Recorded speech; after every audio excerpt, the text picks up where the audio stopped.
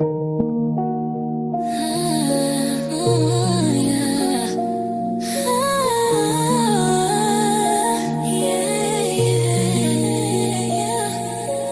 world is a real place where things aren't perfect. It's all about the journey. And where are you going? Fire in my eyes, I keep on growing. This is a little personal, the LA Project Show.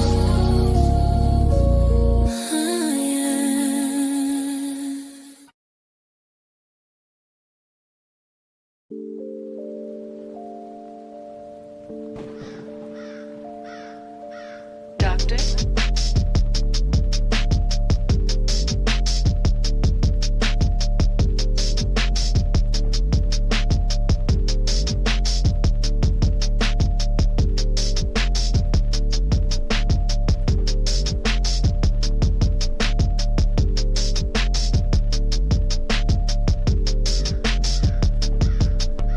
Doctor?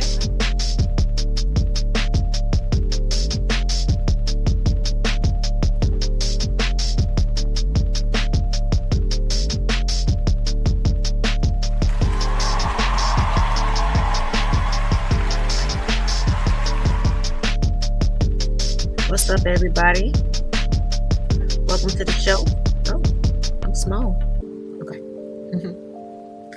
Welcome in. Tell a friend, tell a friend. Doctor? Hey, I started a little bit early today. I know the time said 11:45, but you know what I'm saying? Sometimes the plans change, so we just gonna go ahead and get started now. I didn't feel like pre-gaming, playing no extra song. I felt like just go ahead and getting into the content. It's late over here, you know, 11 p.m. Eastern Standard Time. Hope everybody is doing lovely out there. If y'all can hear me in the building, go ahead, let me know if my mic sounds good. Give me a 1 in the chat if you don't mind. Can you hear me? Can you hear me? We got Almond Eyes in the building. What's going on, love? Hope you're having a good evening. Welcome to everybody else, whether you're on the horizontal or vertical side. Go ahead, hit that like button, share with someone that you know, subscribe for yourself, put on that bell. We're going to get into it. All right.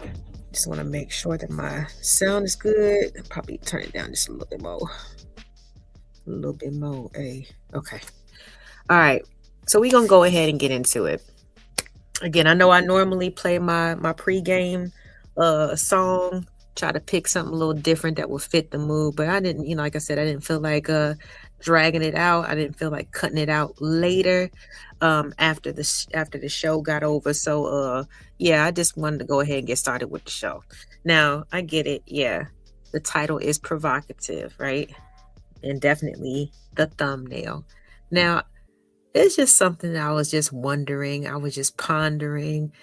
Sometimes, I just want to talk about certain concepts, certain aspects, certain talking points. You know what I mean? The Black woman is God? Question mark. Now, why did I pick that? Right?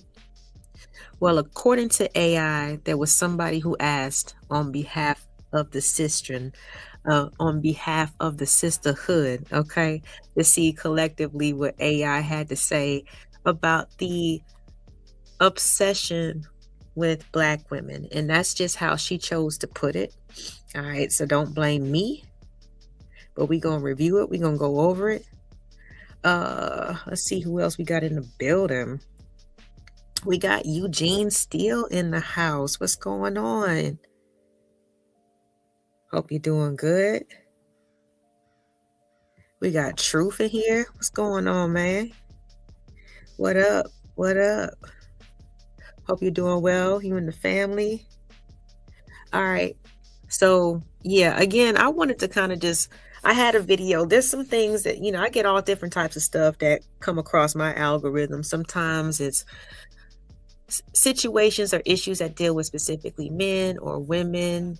there's crime situations. I love my conspiracy theories, my political interests and all that type of stuff. Like it all kind of filters in. So I was just kind of looking through my folders, you know what I'm saying? Because, I'd be foldering stuff. Pause. Foldering. But it was a video that I just wanted to kind of look over with you guys, you know what I'm saying, to see what we think about it,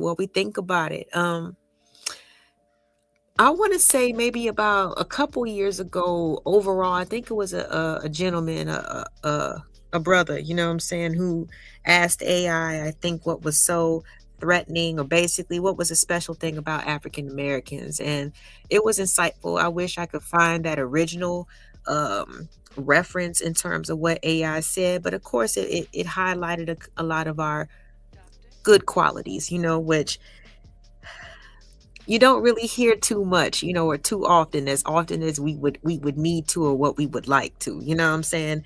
And I'm not saying let's not pander to each other, let's not lie, but at the same time, let's try to be a little bit more encouraging, you know what I'm saying? Because you have to understand, when people are constantly surrounded by certain rhetoric, certain thought processes, certain phrases, slogans, etc., etc., it starts to seep into their consciousness. You know what I'm saying? We can think about even certain extreme countries, like goodness, it's one of the Korean, is it North Korea? Ooh. Living underneath a dictatorship, we don't do that. You know what I'm saying? We don't live that way. So for us, we gonna find our own way of doing stuff, you know what I'm saying, our own ways of thinking, and that's cool, fine and dandy. But let's not forget, you know what I'm saying, the yin to the yang. Let's not forget what makes everything kind of go around and come full circle, which is each other. Now, when it comes to Black women and Black men, I feel like there's a lot of misunderstandings in a certain sense, because as much as we would like to separate ourselves from our past and from our origins here, it has made a huge mark, a huge influence on how we still think about ourselves, think about each other, and how we move and operate. So, I just wanted to kind of highlight some certain things, and hopefully we can do a male's version of this as well. But I found, like I said, a video that a lady, basically, she calls herself the People's. Hold on, just a second. I always do this because I've started to download the videos instead of taking them straight from YouTube.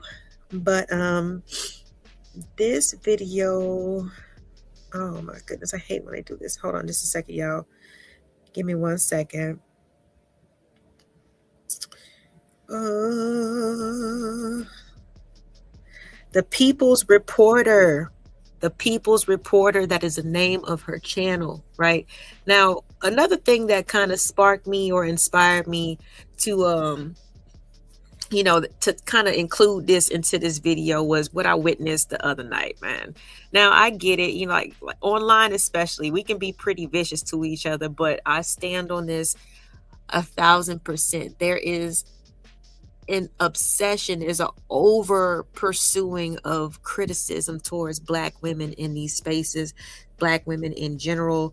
And I don't know anybody within our space, our regular suspects, you know what I'm saying? Like the normal characters that we're used to seeing, rolling around in these YouTube streets or hitting panels and putting their perspectives out there. In the terms of women, I don't see Black women bashing Black men in the way that I observed the other night.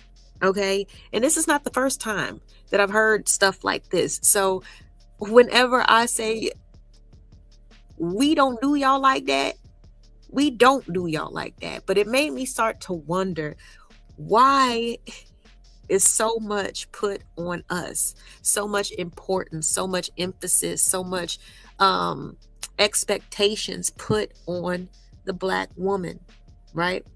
Now, I swear, I've never met as many individuals, first of all, who are over 6 foot until I came to YouTube. Everybody's 6 feet. Everybody got money. But also, I've never met so many people who grew up in single parent households, right? Until I came to YouTube. And I'm not saying that I didn't know that it was a possibility. However, my overall surroundings and everyday life, and in my environment, that wasn't the reflection. My family wasn't the reflection of that.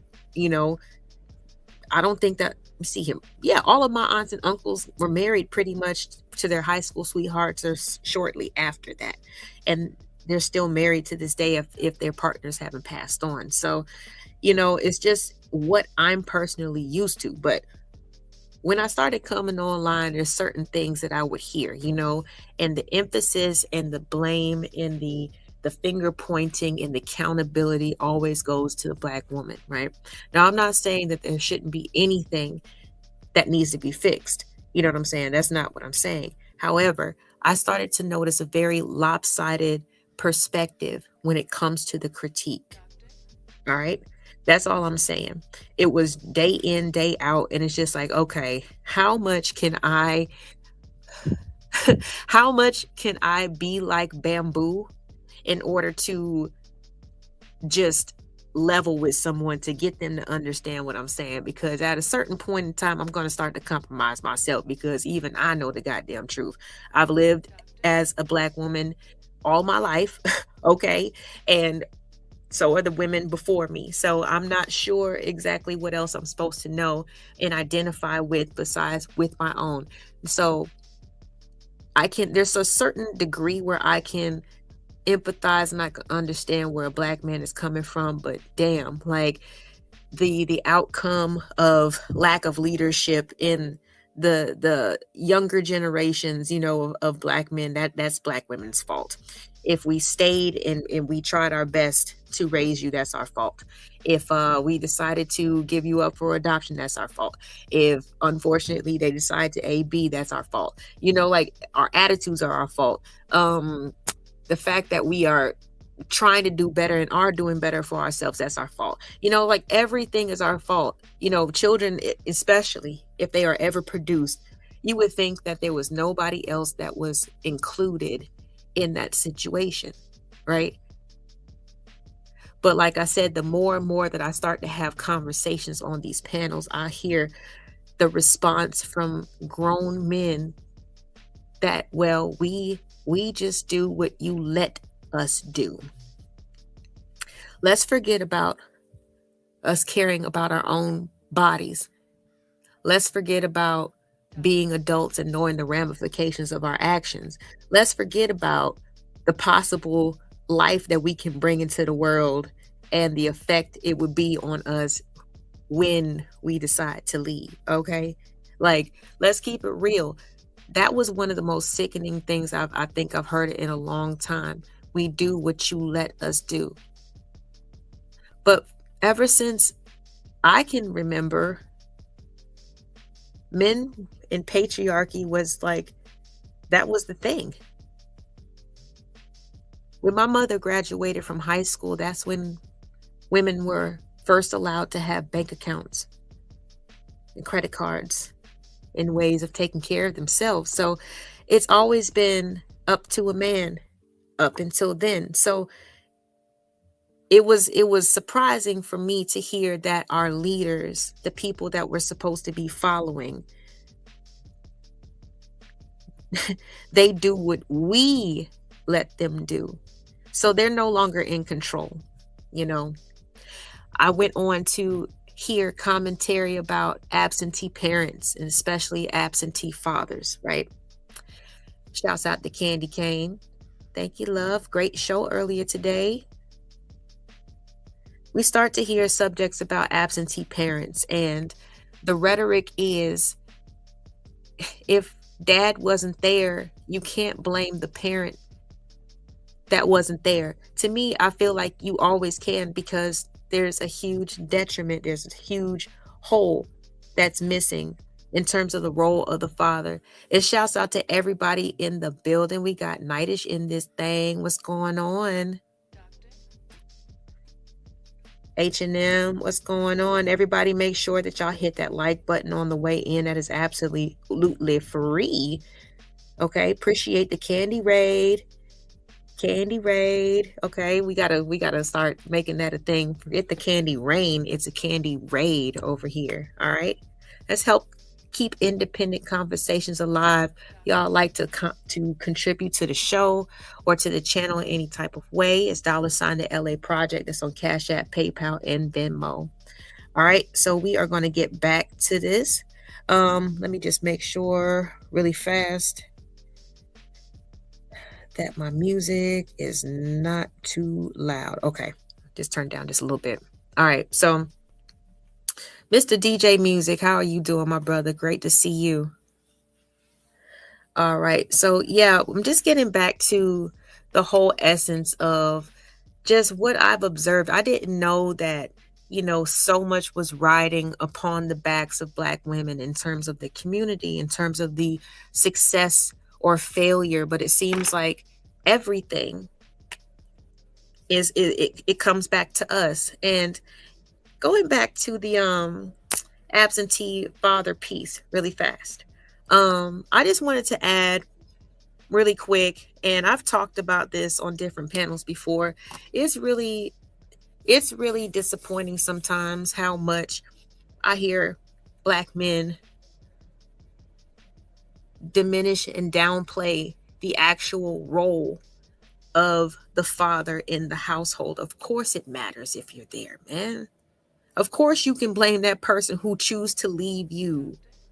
They chose that woman. Again, is the woman in charge? Is she the only one who chooses wrong? Is she the only one who is privy to all the information before a life is born? Or are two grown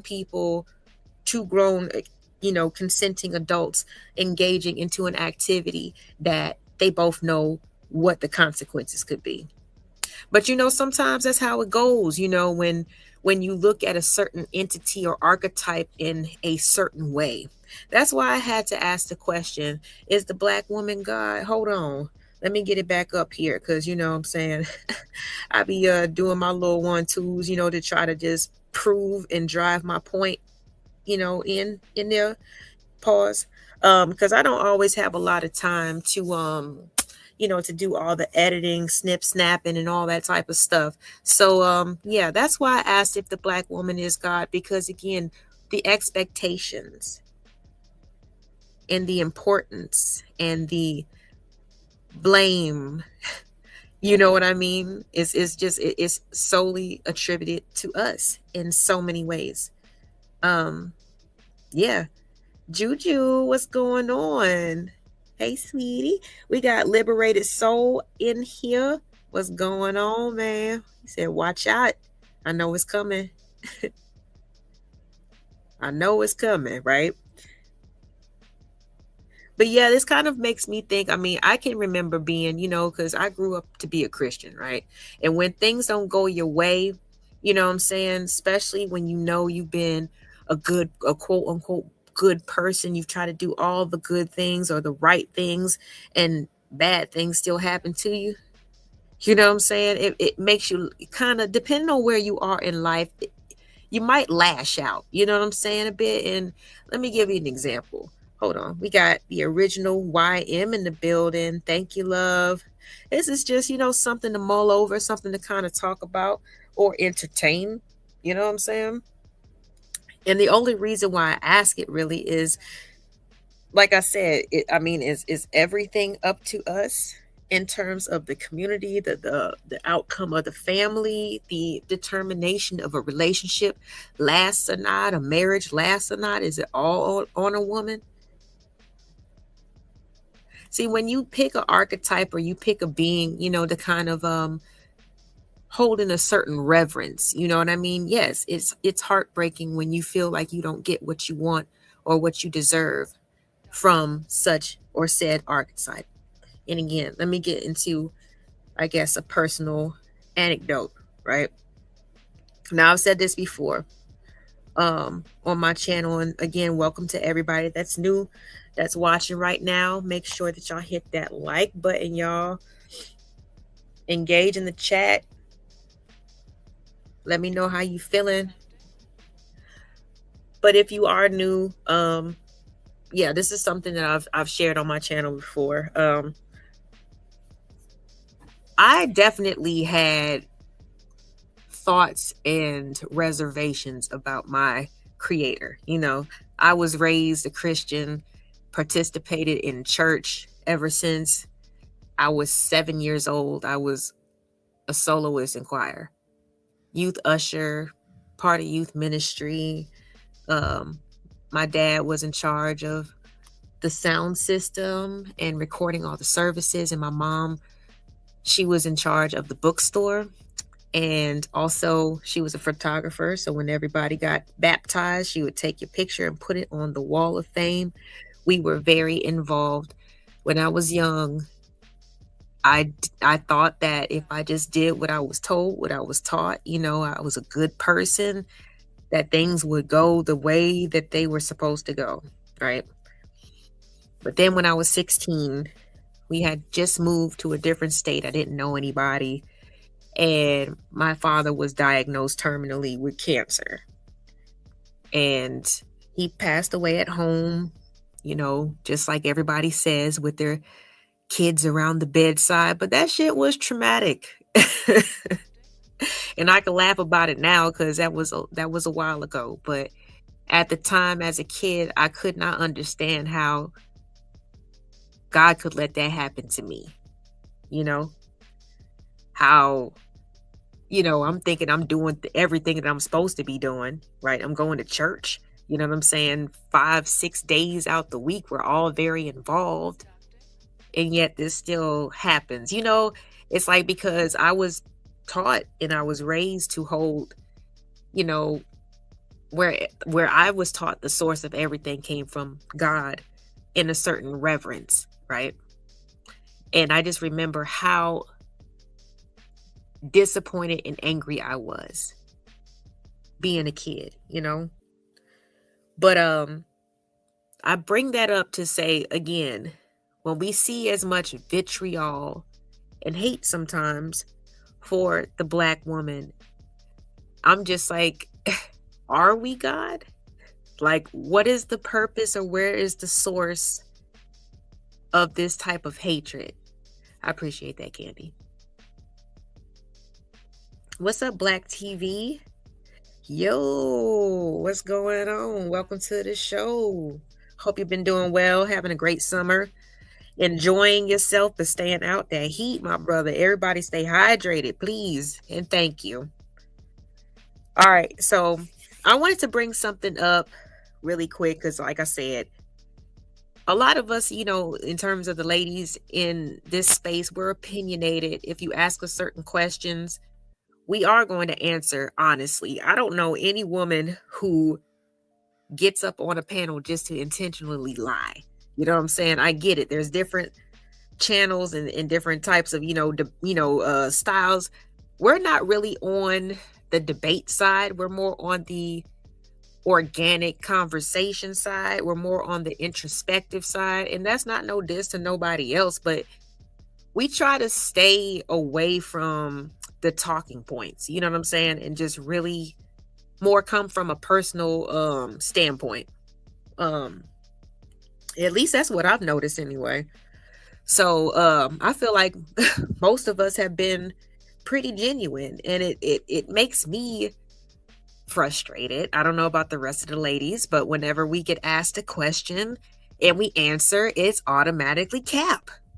I get tired of that. Why'd you ask me a question if you're going to tell me I'm just lying anyway? What's up, Smitty? Yes, like on Smash. Appreciate you. Thank you. Thank you. Said, yes, you are God, a deceiver, trying to block your prospering.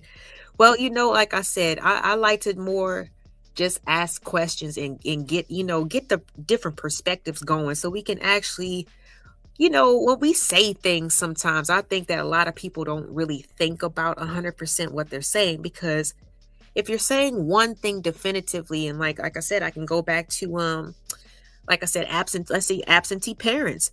You can always blame the person who was not there. You know what I mean? You might feel that you can't, but of course you can, because you can tell and see in your life what is missing based off of somebody else's upbringing. You know what I mean? Or if you have friends who have two parents, you know what I'm saying? You know the benefits. You see the difference in your household versus their household. So I don't know. This stuff be kind of crazy, but it's meant to keep us confused. But yeah, I don't think that there's a lot of the female content creators who really are in, just derogatory or inflammatory or hyperbolic about our stances or our feelings like some of the gentlemen are. And I can't lie. I mean, I get it. Sometimes it's like you get used to certain people, certain characters. They come up and they have the same type of rhetoric, they have the same type of attitude, and you kind of get used to it. But at the same time, when you look at the chat and you see the snickering, the laughing, the joking, somebody gets dropped and then somebody pays for that person to come back and be verbally abusive, it's just, I don't know. It makes me kind of that's when I start to stop laughing. You know what I mean? I stop having fun at that point in time. You know what I'm saying? Because I'm like, oh, there's people who actually agree with this shit. So let me pull this up, and I'm only gonna play a short portion of it because again, yes, I mean it's not a whole lot that you need to listen to in terms of just to understand the certain people's attitudes when it comes in the criticisms when it comes to Black women. But I will play just a little bit. This was, let me see, this was a few nights ago, I think. 2 days ago. 2 days ago, we're gonna take a good look at Witch Doctors Not for Humans platform. Just at an exchange, and I already know it's this, he's probably going to say my name and call me a million bitches in the world, but it doesn't matter. JP is just over the top. So I'm just going to bring up a clip that, he was just the attitude. I just want to bring up the attitude and the rhetoric, right? And I want to preface it by saying that this whole exchange pretty much was just provoked because I think there was a interaction with two other female content creators that just did not go the gentleman's way. All right, so just off of that alone, it caused all of this vitriol. But we are going to pull this up just so we can get an idea of, like I said, I didn't know that all of this was, riding on the backs of Black women. Like, oh my goodness, we really must be something a lot more special than what we're led to believe. Because, if the slightest thing that we do or decision that we make can make such a detrimental negative effect on the community, then power is definitely a part of our name. So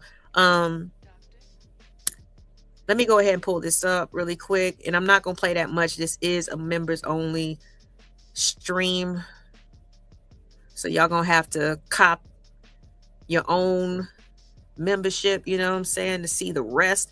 But we're gonna go ahead and get started with the just with the commentary. Okay, thought this was gonna be full screen. Thank you. Oh, okay, computer is lagging.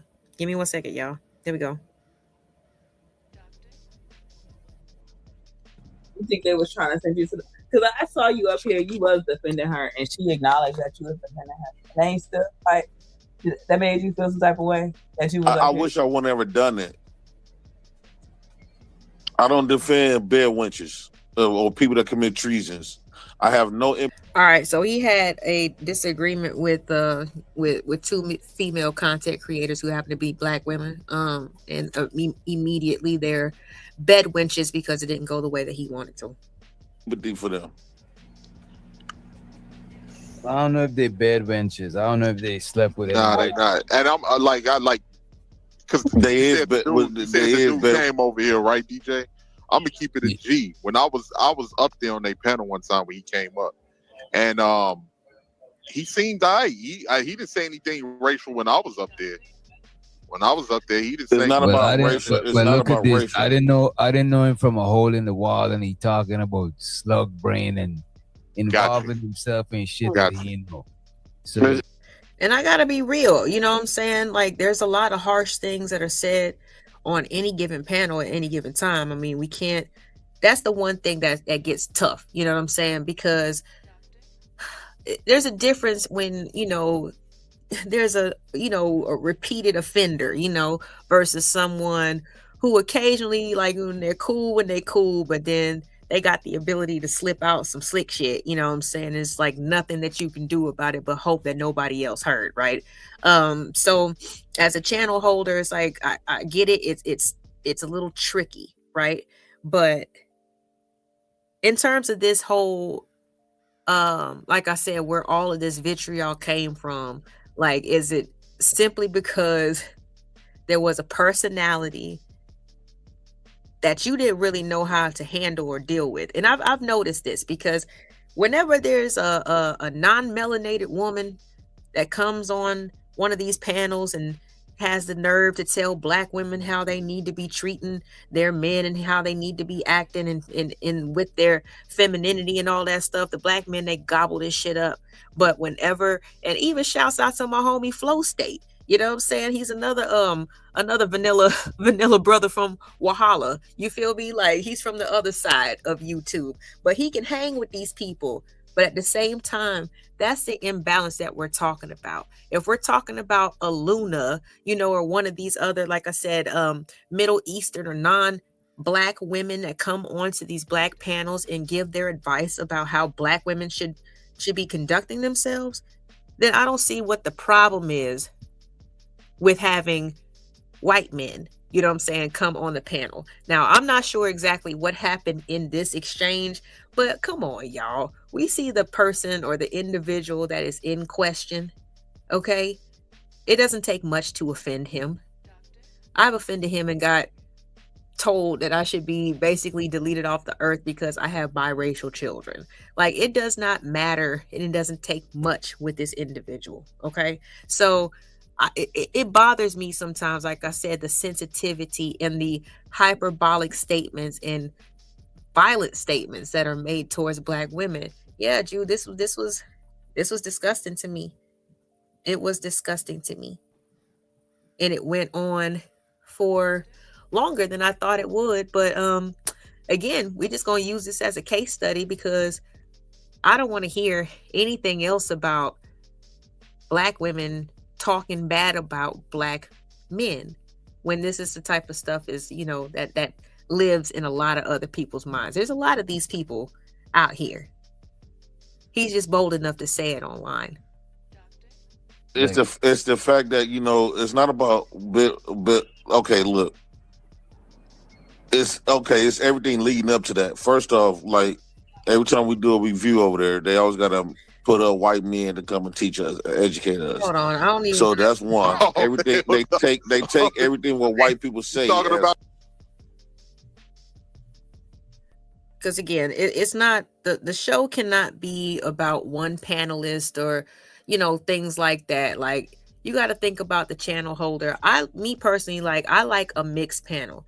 I wish that more women would consistently, like, hit the panel. I'd rather have more women on my panel than I would men. Sorry, guys. I love you. Kisses, besos, all that stuff. However, I like to have more of balance, you know what I'm saying, in terms of personalities and also perspectives. So for me, as long as you're not disrespectful, I wouldn't care about your racial background, ethnicity, anything like that.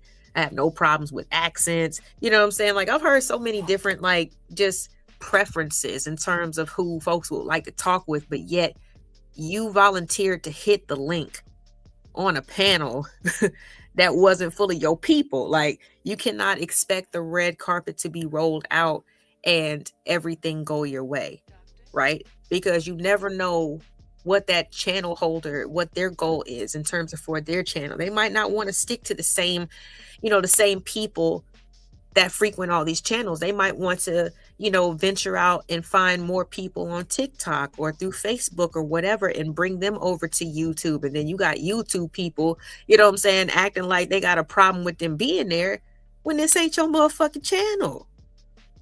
If you want things to go the way that you want to on, like, on a show that you're participating in, I suggest that you facilitate or host a show to make it happen. Like, it's kind of ridiculous, you know, to expect that people acquiesce or bend to what you want to talk about or your style of conversation when the channel holder obviously made it open and available to a plethora of people. You know what I mean? So either you can hang with the conversation or you can't. But if you can't hang with the conversation or it doesn't go the way that you want to for whatever reason, because trust me, I've been there too. I've been like, damn, I didn't even mean hostility or disrespect or anything. But sometimes that's just how people take it and the whole conversation goes left. It is what it is. You're going to sink or swim. But to sit back, you know, and formulate in your mind that, oh yeah, now I need to just denigrate and insult a whole entire group of people. Again, what was you expecting? To be protected? To be exalted, even if you say stupid shit?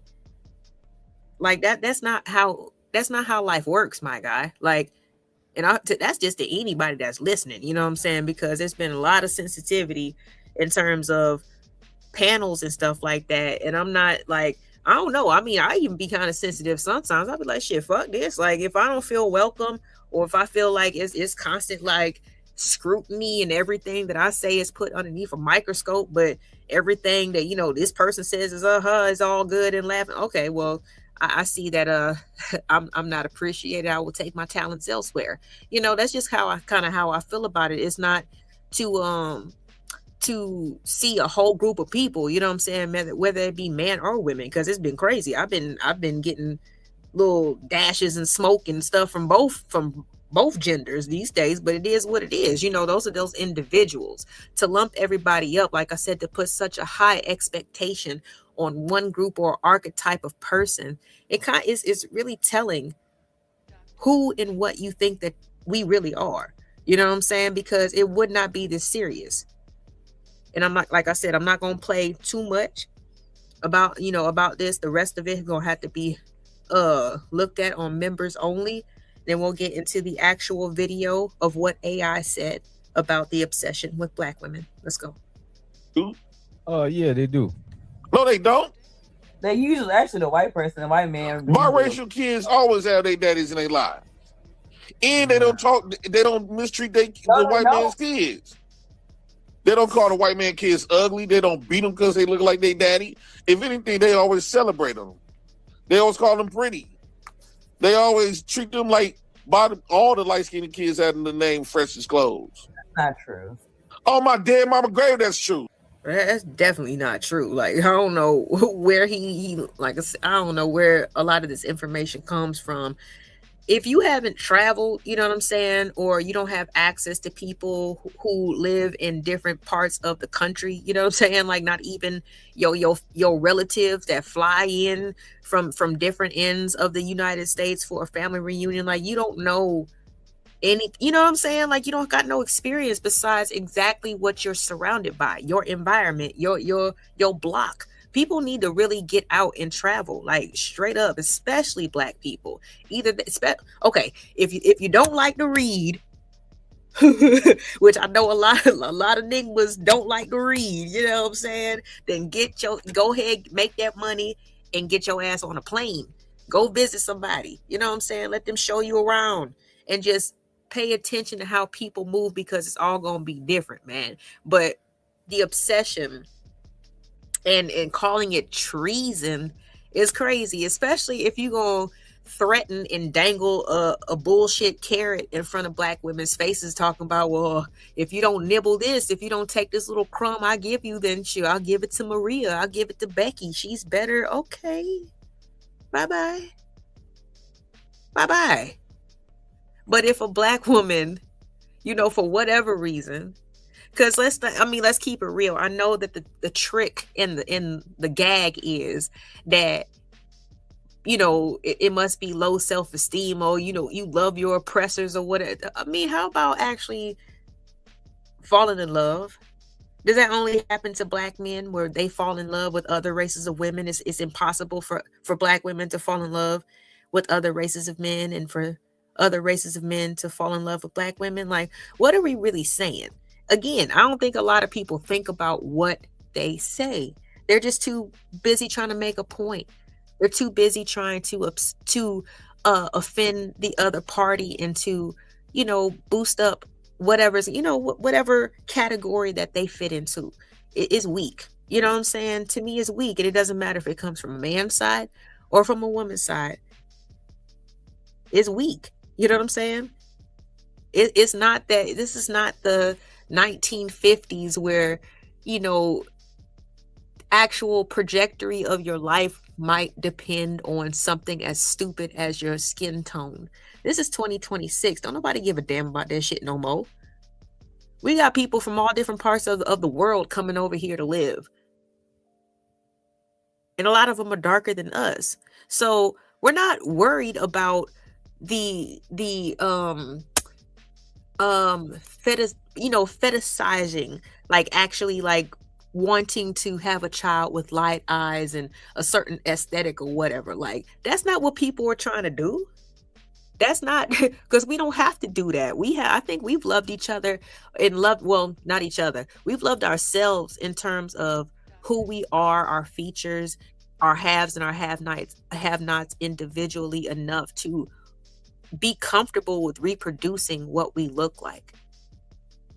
But also, we have access, you know what I'm saying, to not only the world with passports, but we got, social media just like everybody else. You can meet anybody that you want to. And I'm tired of the statement that Black women are not desired. It's just not true.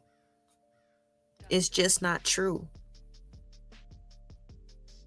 But again, if that happens to be a situation, how is that treason? You know what I mean? I just don't understand like I said, the attitude behind, a person who, I don't know. There must have been, there was a white guy that was on the panel and he was given a chance to talk. Again, if there's somebody who's different and new on a panel, we want everybody to talk. We don't want the same personalities taking it over and making it their own show, having main character syndrome. But him being a chance to speak does not speak for the fact or implicate or imply that there's some type of worship to white men. Like, that shit is crazy to me. So I don't know. We're going to play a little bit more just to, like I said, understand and just get an idea how much this man was hoit, because I'm telling you, he was hoit. Like, he wasn't hurt. This nigga was hoit. He went back to his childhood real quick. It was like, oh my God. Like, you know what I'm saying? I can't believe it. She don't love me no more. Like, she's everything worse. She's everything besides a child of God, a bed wench. You know what I'm saying? The worst thing, she gonna hurt you more than I don't know. It's just insane. Let me go ahead and not put words in his mouth. You got a whole complex with mixed people called. Yeah. No, I got a whole complex of what Black women have shown me, and it's still like that even till this day.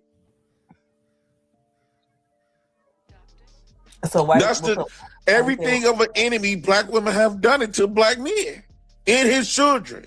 She don't. Everything. So again, it's just, and this is another thing that bothers me. It's like the only thing that should be competition to a man is other men. Stop being pussy, okay? Stop being afraid of competing with other races of men. And if you think and want to go say that Black women have been have basically done everything bad, what can we provide for you?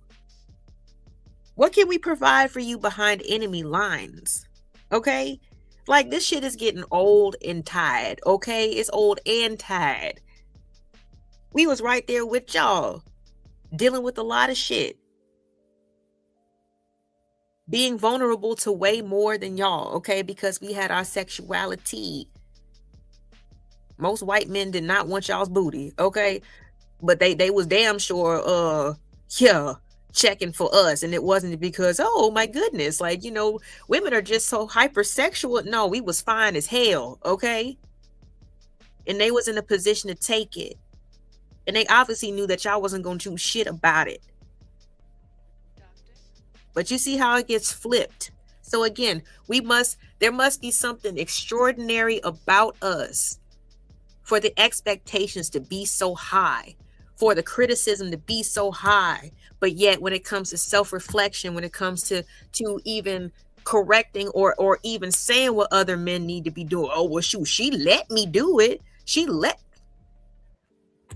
got to do better, man. There's two. If that's gonna be put all on us, then please, like I said before, give us the keys. Sit in the passengers or in the back seat. I'll get us exactly where we need to go. But you got to put your ego in the trunk, okay? Because there ain't no room for that. Do that shit to the white man kids. Even if that's true, still though, you should still treat each individual woman. Don't lump other people fucked up shit on you. And that's how black men keep getting cooked.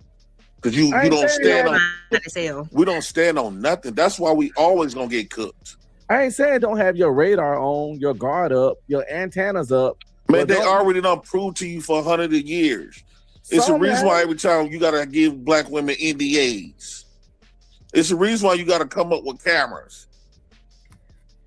First of all, the average ninja does not need no NDA.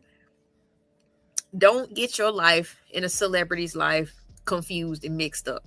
Don't get your life in a white man's life confused and mixed up. Okay, we supposed to say that once upon a time we was kings, and I'm pretty sure black men and black queens and kings was not treating each other in the same brutal, barbaric way that the Europeans were. That's the story, right? Mostly upon African historians, right?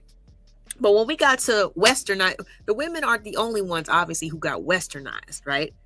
Because our men sometimes be acting just like those WSs that we complain about. Because I thought that our problems were different. When y'all bring up feminism and all that stuff, you say we got tricked in this, that, and the third. Actually, we needed a little something done. We would rather have something accomplished than nothing at all. All right? But on the opposite side, and this is not to beat y'all up, it's just to combat what is happening in this review that we're listening to. All right.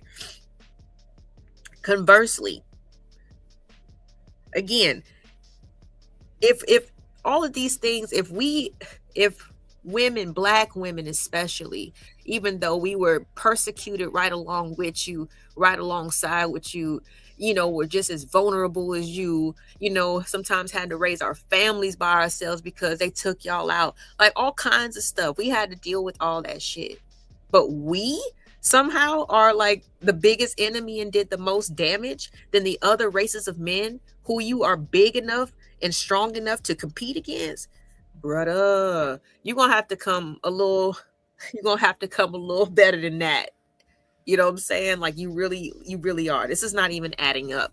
But it's been repeated for so long, and especially for people who are too lazy to have the discipline to fix themselves and to do the right things. This is what they're gonna ride with, and they're gonna spread it like roaches. It's a reason why you can't tell a bitch how much money you making in a marriage. What? I don't have these kind of. I get what. When historically the paycheck was given to grandmama because she knew exactly what she needed to shop for and what the bills was when they needed to get paid, who needed to get paid. Like, come on, bro. Like, this shit is stupid. Y'all, some dudes just want pussy and family and legacy for absolutely nothing. We can see that with Exhibit A. What I'm gonna say it again. What you saying is not false, but to throw that on the whole gender and a whole race and gender is insane. How that's insane when you got history of it. You got decades of them doing this to you. You got daughters that's gonna be black women. Yeah, and they're gonna be doing that to black men too. Goddamn. All right, y'all. You got decades. You got decades. Yeah, and see that type of rhetoric and those types of sentiments, they honestly come from low self-esteem, like straight up and down. I think the Lord for Norman and Michelle every motherfucking day, okay? Because they didn't, regardless of what their skin tone was, you know what I'm saying? They taught me to be proud of mine and anybody who else who was connected to it or looked like it or resembled it, okay? I would never in my life crack my lips to down my man. Okay, let me calm down for a second. Let me articulate myself correctly. I would never dare to adopt the feeling, and I've been wronged by black men and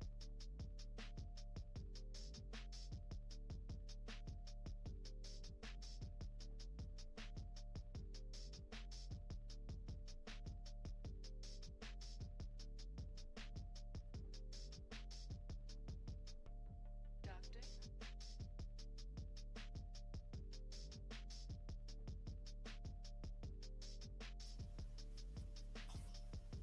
my bad, y'all. Damn, the whole thing just shut down on me. My videos got kicked out the studio and everything. Anyway, I would never, because I was taught to love myself, I would never, I don't know, StreamYard was tripping, Eugene. It was tripping. It got rid of my videos and everything, but I can pull that up. No problem. But you know what? It's not even, there's so many others. You know how many people say they know folks like him? He's not the only one. He's not special, unfortunately. And that's one of the I'm just like I said, he's only one foolish enough to actually put this shit out there. Like, but thank you. You know what I'm saying? Thank you. Because with my suburban, raised head ass, like, yeah, I don't, I mean, trust me, I would definitely within one conversation would have put 2 and 3 together. Because living in Atlanta, like, I did stumble across one of those Hollywood Cove niggas, and never again. I knew better than to answer that phone call. You know what I'm saying? This was early in the day. Back in the day, wasn't really savvy with the whole let me get your number, you know what I'm saying, what your number is. Hollywood Cove. If you Atlanta, you know. But I'm glad these people actually put this shit out here. You know what I'm saying? I'm not worried about it at all. But I know he's not special. While a lot of people can kiki and caca when they listen to this stuff, because they be like, yeah, I know somebody like that. Straight up. But back to my point, me being proud of who I am and being raised that way, I would never speak negatively collectively about people who I come from, who I fit with. Because regardless of what people think I look like online, ever since I was young and interacting with adults and other people, I knew I was black. All right. Not saying that I just encountered racism and stuff like that, but I knew I was black. Shit.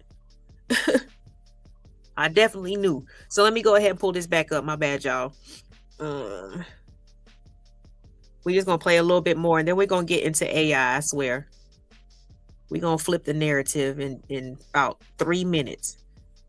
Y'all just bear with me. Because I had to find something to counteract, like I said, because there has to be similar to even, when I think about slavery, when I think about Jim Crow, when I think about segregation, when I think about all these things. You know what I honestly thought of with my so-called mulatto ass?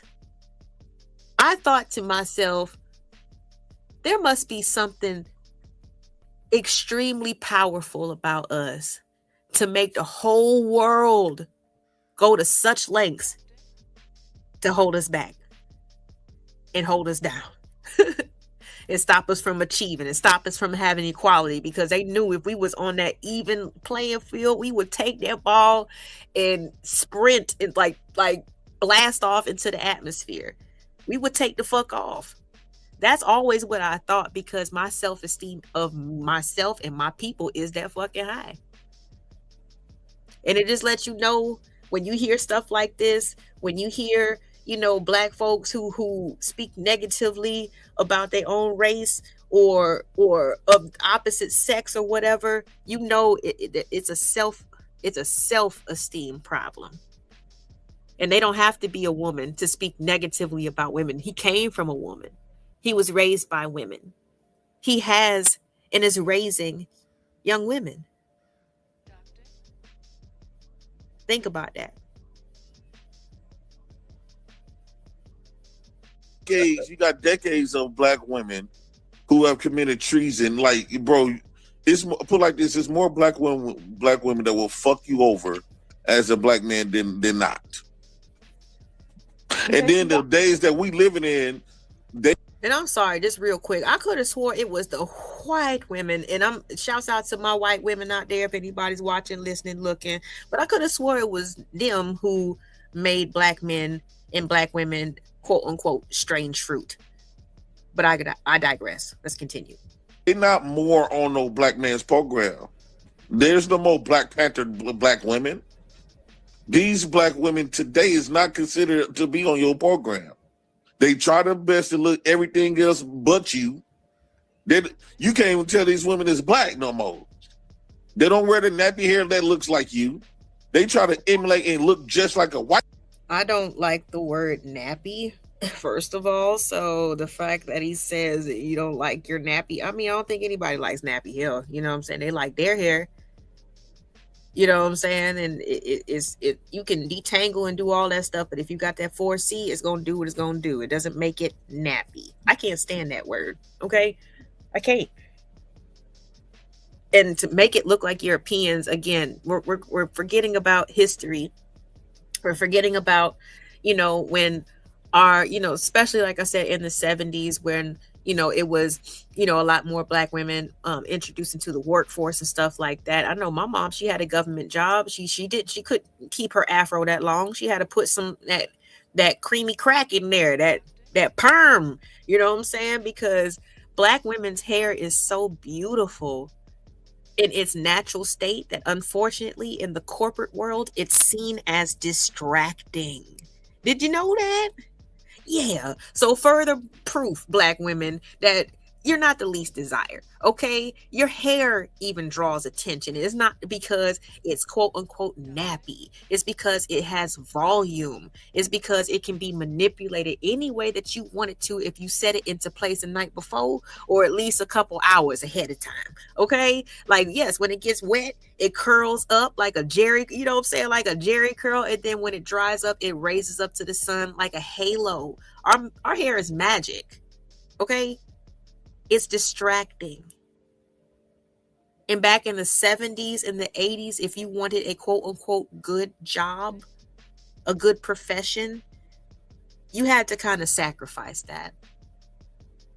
It wasn't because we wanted to, but as time has always proven, as we worked right alongside with y'all, contributing into that joint bank account and paying half of the bills, you wanted to have a occupation that you could be proud of, but also your children could be proud of. You don't want to be a known babysitter or a known nanny or clean. You know what I'm saying? Like, that's just not what we wanted. We've been here for too long. We deserve better. We deserved more. It didn't mean that we wanted to be above our husbands. But hair was one of the things that we had to sacrifice and we had to compromise on a little bit. But you see, we coming back to it. Shouts out to the Crown Act that's allowing all melanated people or textured hair people, whether it be men or women, to be able to rock your locks or your fro or your natural style the way that you see fit in the corporate world. Okay, shouts out to the Crown Act. Hey man, kid. On July the 10th at 5:20 some a.m. Be streaming tried to fight for y'all. I tried my best, but this nigga relentless. Help me out, Brownie. They do be trying to look more like a white woman, a white man's kid. It's so early. As he picks his nose. Early in the morning and you want a gender tussle. You ain't wipe the crust out your eye. No, it's not. Looking like a crack. I'm sorry. Ugh. No, it's not no gender tussle. It's just about black men need to stop being super nice and stop letting these black women. The worst thing that black men that happened to black men when they told them that you had to love your black woman. You're not gonna see them for the enemy that they are. They your enemy. So get with the black woman, lust after the black woman, make goals to procreate with the black woman, but what? Go to sleep with one eye open, my ninja? Good luck with that shit. My bad, y'all. Good luck with that shit. Why would you like like I said, I know a lot of things can be true at the same time, but how could you I'm sorry. Say all that and just be like, but at the same time, hold on. Let me back it up, because I swear to God, I be getting outside my body sometimes. Hold on. Trying to look more like a white woman, a white man's kid. It's so early in the morning, and you want a gender tussle. You ain't wipe the crust out your eye. No, it's not no gender tussle. It's just about black men need to stop being super nice. I'm sorry. I bet he rubbed them booger fingers on his pants. Lord have mercy. And stop letting these black women. The worst thing that black men that happened to the black men when they told them that you had to love your black woman. You're not gonna see them for the enemy that they are. Right. So okay. So thank you very much. Don't love your black woman and to see them for the enemy that they are. All right. Again, I'm gonna drop that right there. If you would like to see that was 2 days ago. On This Is Not for Humans platform. Lord have mercy. That was a members only stream. So if you haven't copped yours, go ahead and get at least a basic membership. Will get you access to that video, I believe. So go ahead and cop yours so you can see the whole version, because obviously there was plenty of people who, like I said, was entertained by the exchange. And when I tell you the shit went on for like hold on. Yeah, it's a good 45 minutes at least. Like it was rough. It was brutal. I've never heard a female content creator who frequents this space speak so negatively about black men. So I really don't think that the the retaliation is proportional at all. Okay, I think it's a bit overkill. Yeah, I think that there's bitterness that's going on, and like I said, if you are looking at a certain archetype of person in a certain way that is just so above you and so angelic and perfect and you know what I mean, that it doesn't matter what they do, they could hurt your damn feelings, and then all of a sudden they're an enemy and committed treason and all this other stuff, then child, like I said, call us by our names. Call us by our names. If black women are God and we are like the determination of everything, we rule everything around you, let us know. Just make sure you stop calling us bitches and hoes, man, because that's, what I'm saying, there's still Mother Earth, okay? Damn near every hurricane, or most of the hurricanes, they're named after women too. I'm not even gonna get into the Orishas, but let me go and pull this video up of what AI had to say about the black woman. Now, I do want to say that this exchange is really it's like the content creator, she's reading her messages and then she's reading the response from AI. Okay, so this is not, it sounds like a monologue that she's giving, but she's not. She's actually giving the response straight from AI after she asked the questions. All right, so let's go ahead and pull this up so we can hear what up front, you had to say. because the change. See, this stuff no chill. Okay. I asked AI, what's with the obsession with black women? Because even when we do encounter our brothers who do have this type of hateful stance about us. Of course, we still got the passport bros. We still have people who just, they like white women too. You know what I mean? But when we look at the other races of women, let's keep it real. And this has happened for a long time. The black women has been the most imitated person on the planet, period. Especially when it comes to other races of women, whether it be their lips, Their version of the perms is to put permanent curls in their hair instead of, and knock out the straightness, which is crazy because they tell us to knock out our curls and put in their straightness.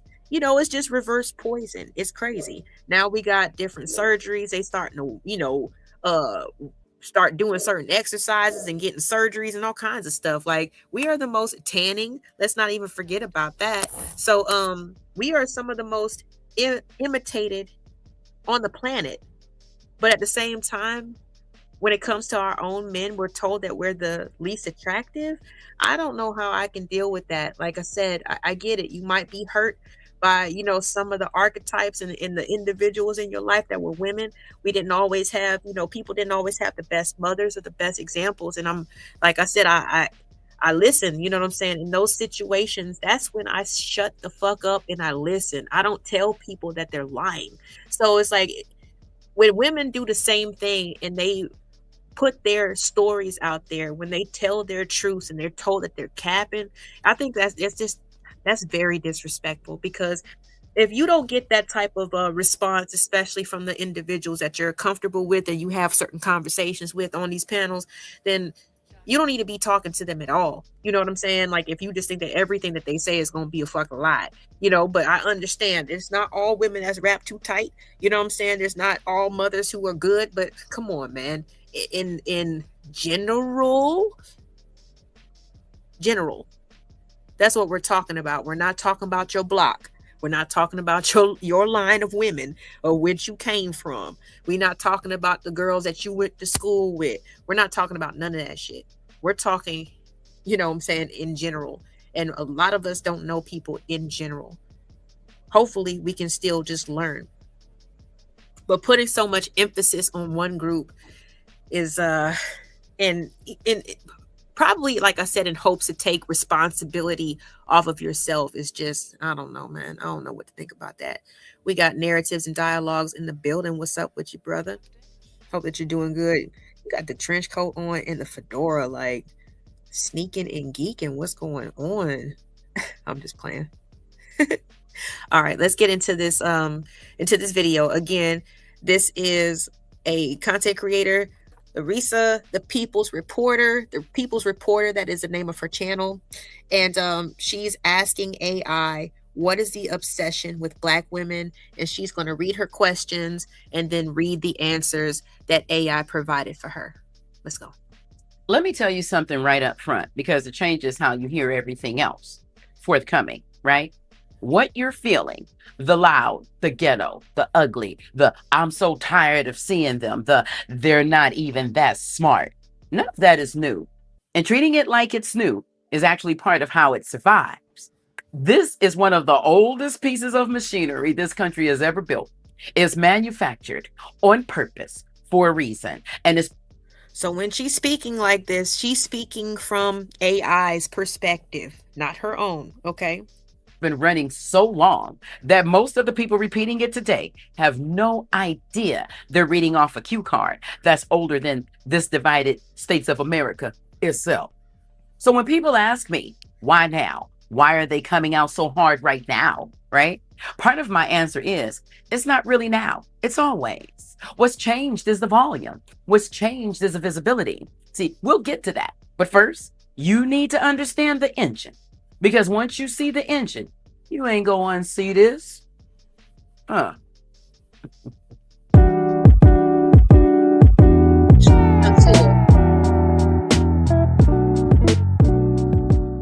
People's Reporter.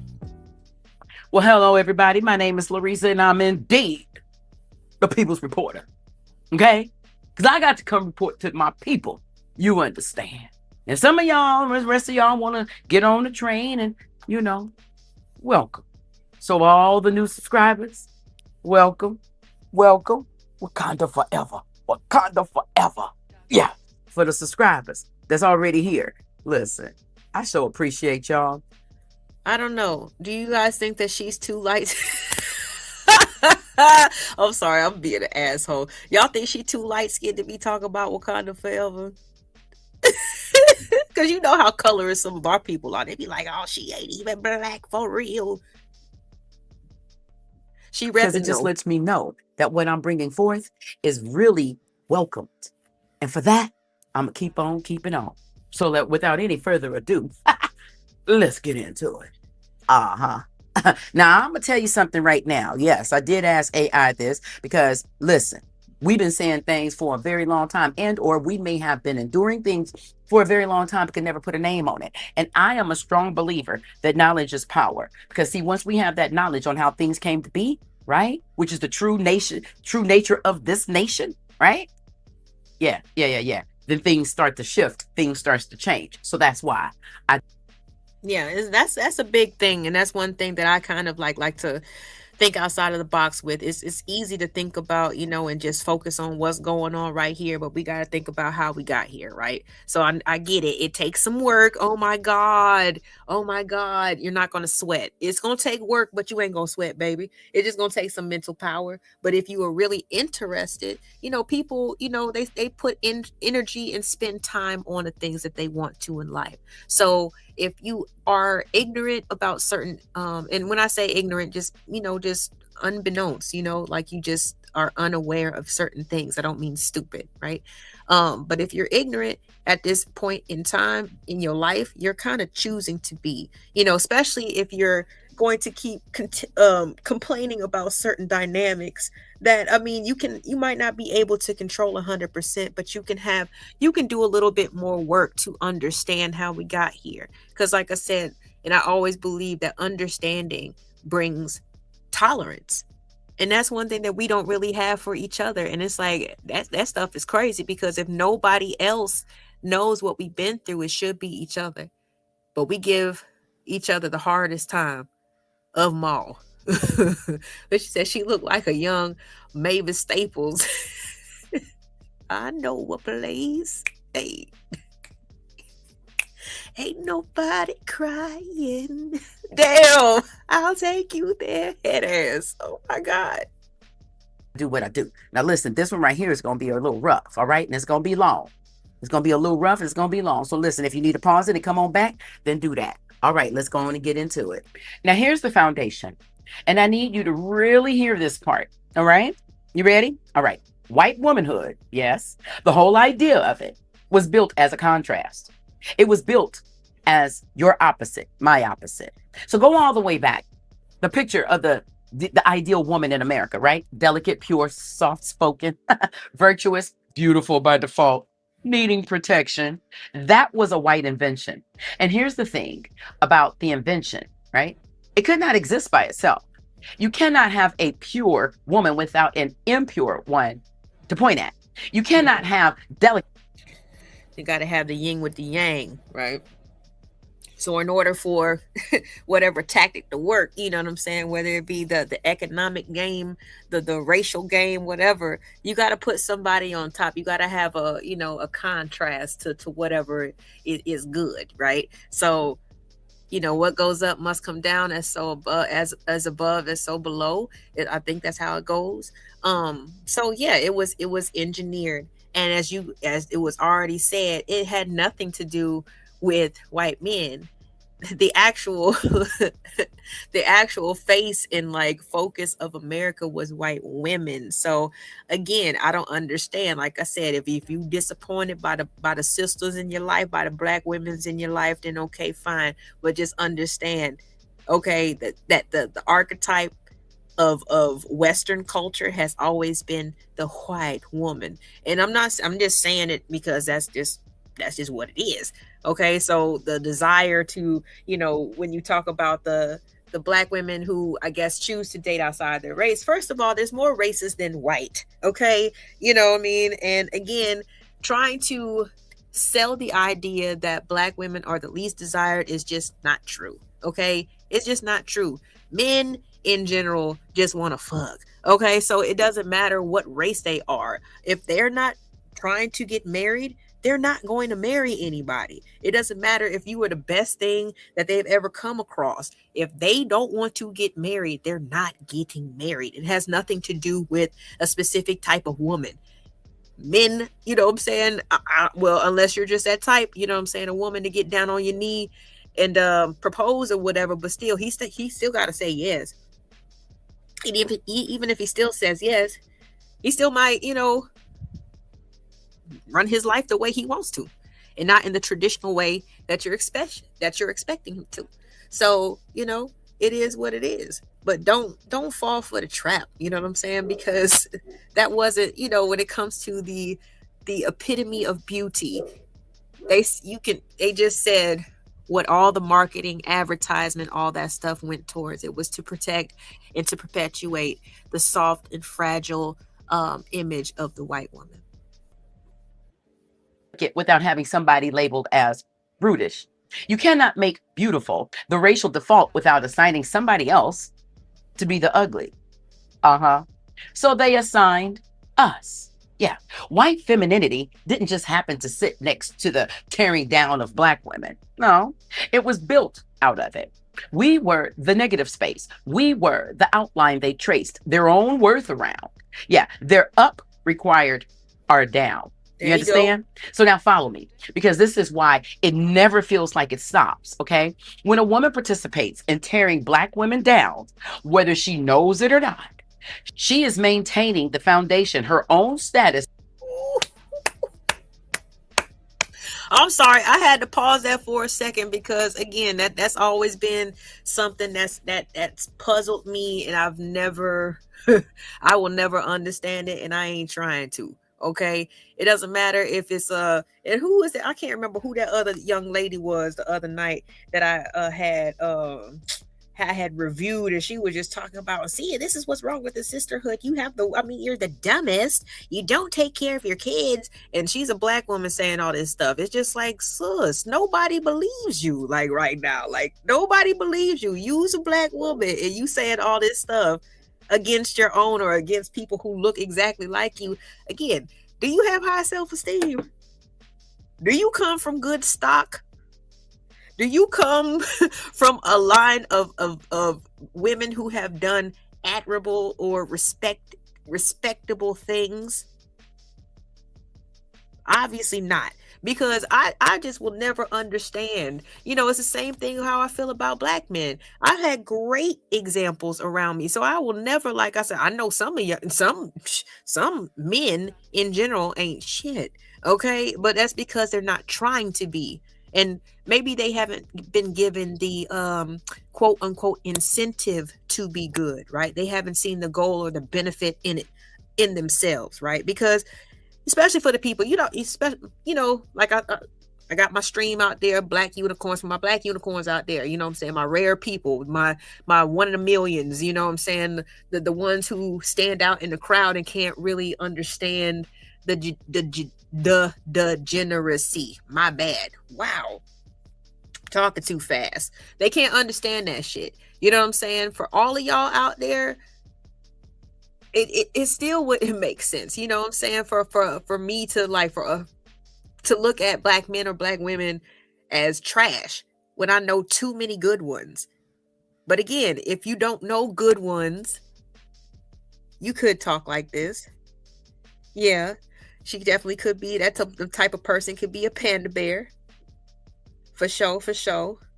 To get attention, the whole go along to get along gang. I know women like that. It's just like, why you want to be the only woman at the boys' table? Like, you just still one of the boys. You're not being handled like a woman.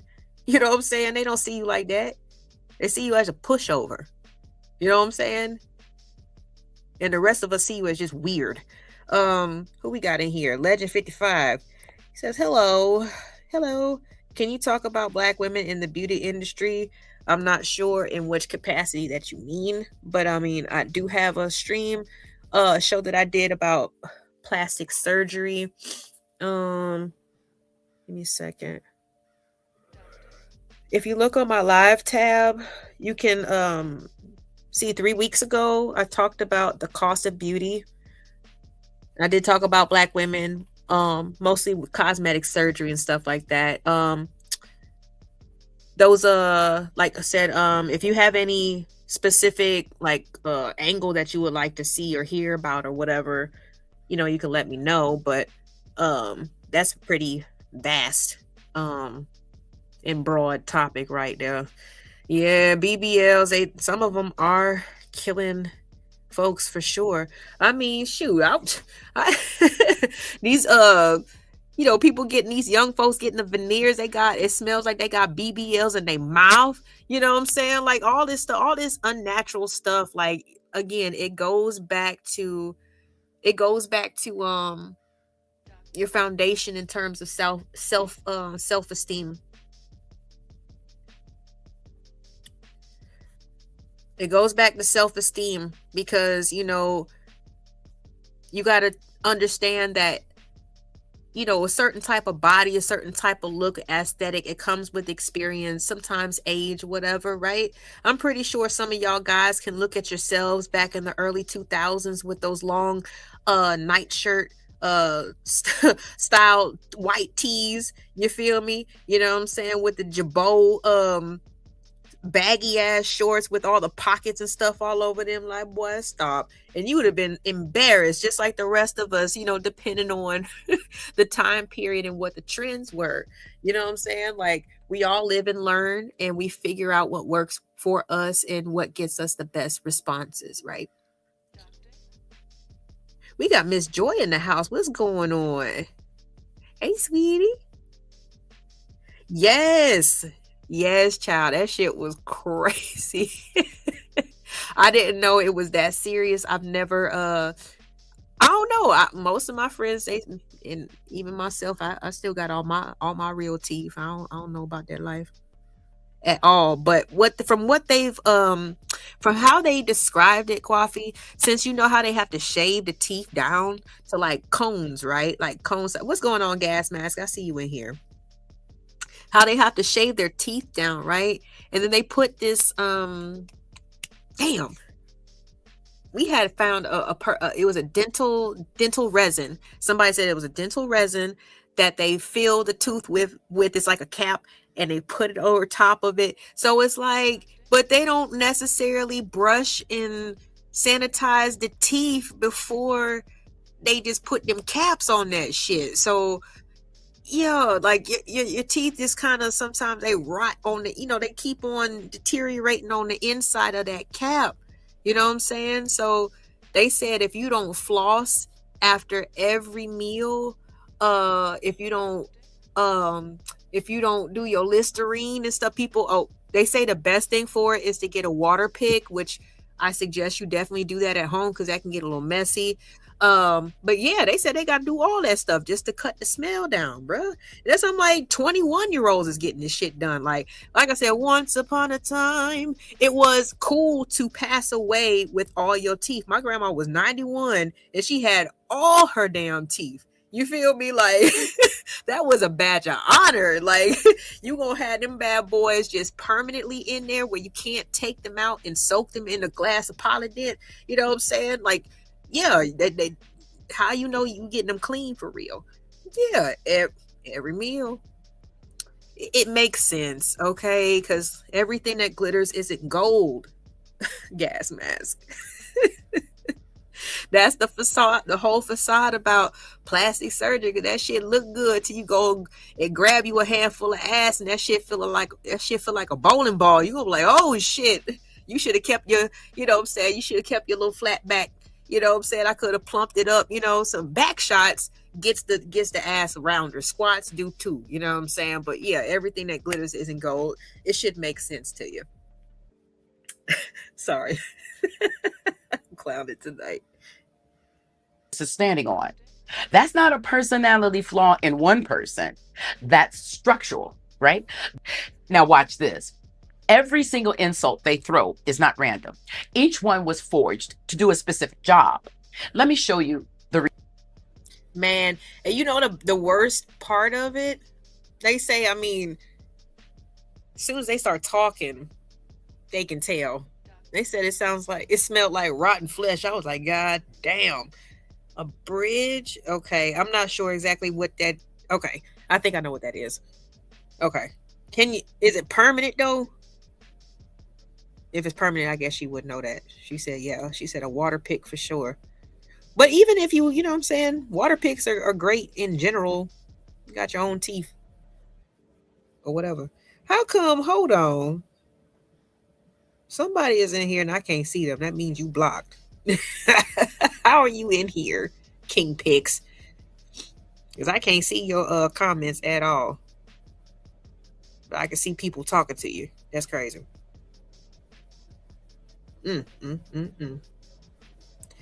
Can't keep running away. Receipts. Okay, because that's how we work. Ugly. Back in slavery, white men were raping enslaved black women constantly, right? And the society needed a story to explain that away. So they built a lie that black women were hypersexual, always available, couldn't even be violated because. And see, when I talked about this earlier, you know, when people talk about like, you know, and it seems like the whole 304 whore, you know, type of trope that's almost exclusive to black women, or it's definitely assigned to us quicker than other races of women, period. You know, but it goes back to this type of history, you know what I'm saying? Because what choice do we have? If y'all want to talk about being buck broken, you know what I mean? Like, I get it, a woman is designed a certain way, but that doesn't mean that we wanted that. There was plenty of people who rebelled and took motherfuckers out, okay, because of that. So it wasn't because of anything else. Like, so the whole bed wench and, you know, bed warmer type of comments and stuff, that shit is just like, it's ridiculous, because we would never, you know, I don't hear women in our space, and I'm talking about the characters that y'all know and love, including me. We do not be bringing this type of stuff up, but yet we are in chats or on panels and we're just subjected to this type of stuff, and it's ridiculous. There's lots of things that we could be throwing out that happened to y'all personally, but what would that solve? We knew what the circumstances were. You know what I'm saying? Either everybody gonna buck, or this nigga gonna get the. And it seemed like that's what people, they wanted to preserve their lives so much they didn't care what happened to the black woman at the time. Let's keep going. Because we supposedly wanted it. That lie did two jobs at once. It excused the grape, and it used us to set up the sexual opposite as the pure white woman. Then after slavery, as European beauty standards got written into the rules, right, and shipped all over the world, the role flipped. Now it's undesirable. Straight hair, thin lips, light skin, narrow features get called beauty, right? Not because they actually are, but because the people in power said so. And everything black gets coded as the opposite. You see that? Okay, so when they... Ooh, I'm sorry. Can we see them sisters real quick? Hold on. Let me look at the flowers in the hair. Look at the elaborate hats. Look at those figures. Oh my goodness. I'm sorry. Ugly where? Ugly who? Yeah, these motherfuckers, they really sold us a really messed up, but let me stop cussing. They sold us a really messed up version of ourselves, and for some reason, like I said, I don't know if it was to help us sleep at night or whatever, but we fell for that shit hook, line, and sinker. And it doesn't make any sense. I'm gonna put this back up here one more time. For the one time. Man, I just had to do that real quick. And I do that even when I see the pictures in the same time period of the black men. I'm talking about mustaches curled, shoes shine, motherfucking them damn suits was perfectly fit, like tailored. Like, boy, we were some magnificent people. I swear to God, we really are. We really are, bro. The fact that that's gotten so lost is sad. It is. What's Coffee saying? No disrespect to anyone with white parents, but the traits deep within them can be very insensitive to Black history due to them feeling guilty after having sex with us and children by us. I mean, hey, I can't tell anybody how to feel. Some people definitely bring things. That's why it's like, you know, when they talk about reparations unto, well, so I should get punished for something that my family did, you can be empathetic and see the imbalance and see the discrepancy. You can see the disparities, and you could advocate to make that right. I mean, if anything, it's the government who's gonna be, you know what I'm saying, issuing out them damn, you know, them type of checks or whatever, because they were the ones who perpetuated it. You know what I'm saying? They definitely allowed it. They gave back land and other assets to people who did not deserve it. They made treaties with indigenous people that they did not uphold. They stole states of land, okay, committed genocide. They're the ones who really need to pay. So I mean, I get what you're saying. To me, it's always kind of funny. All they need to do is just be like, yeah, that was fun. You need to be as equally as upset about that shit as I am, and we'll be good. How about that? But acting like it didn't happen. Oh, well, I don't see what I owe. Am I asking your family directly? No, I'm asking for acknowledgement, and I'm asking for what was promised to mine. Okay. And it can, you know, I hope that you guys are actually privy to your family trees and lineages and things like that. I am. Okay. So I know where I come from. So if it needs to be proven, I definitely can produce that paperwork. But that's a part of it though. You definitely a part of us, but there is such a thing as Drake syndrome today. Yeah, I get it. I mean, especially as the farther that we get away from the actual, you know, climate and time period of when all this stuff like mattered. Because trust me, I mean, this was even something that I kind of like, we found out maybe a few years ago. Said one of my uncles, he's a part of he's in charge of my family tree on my mom's side, and we found out that my grandmothers, that their mom's mom, so my great grandmother on my mom's side, her and her husband were the first African Americans to successfully sue a transportation company in Atlanta in the 1930s. There's a whole video that's made on it. I put it on my community tab. A lot of stuff gets lost, but let me just show y'all what it is really quick. So y'all, if you want to, you can take a look at it. That's why, like, I knew that there was a reason why I can't keep my damn mouth shut. Because this type of stuff is just in my blood. You know what I'm saying? Like, we not going. We're not going at all. Oh, and I forgot to even show you this. See, people be sleeping.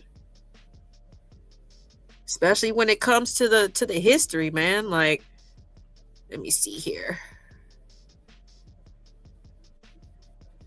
This was crazy. My mom likes to thrift shop, you know what I'm saying? She like to go to the thrift stores from time to time. Let me see. And look what she actually found, yo. Hold on.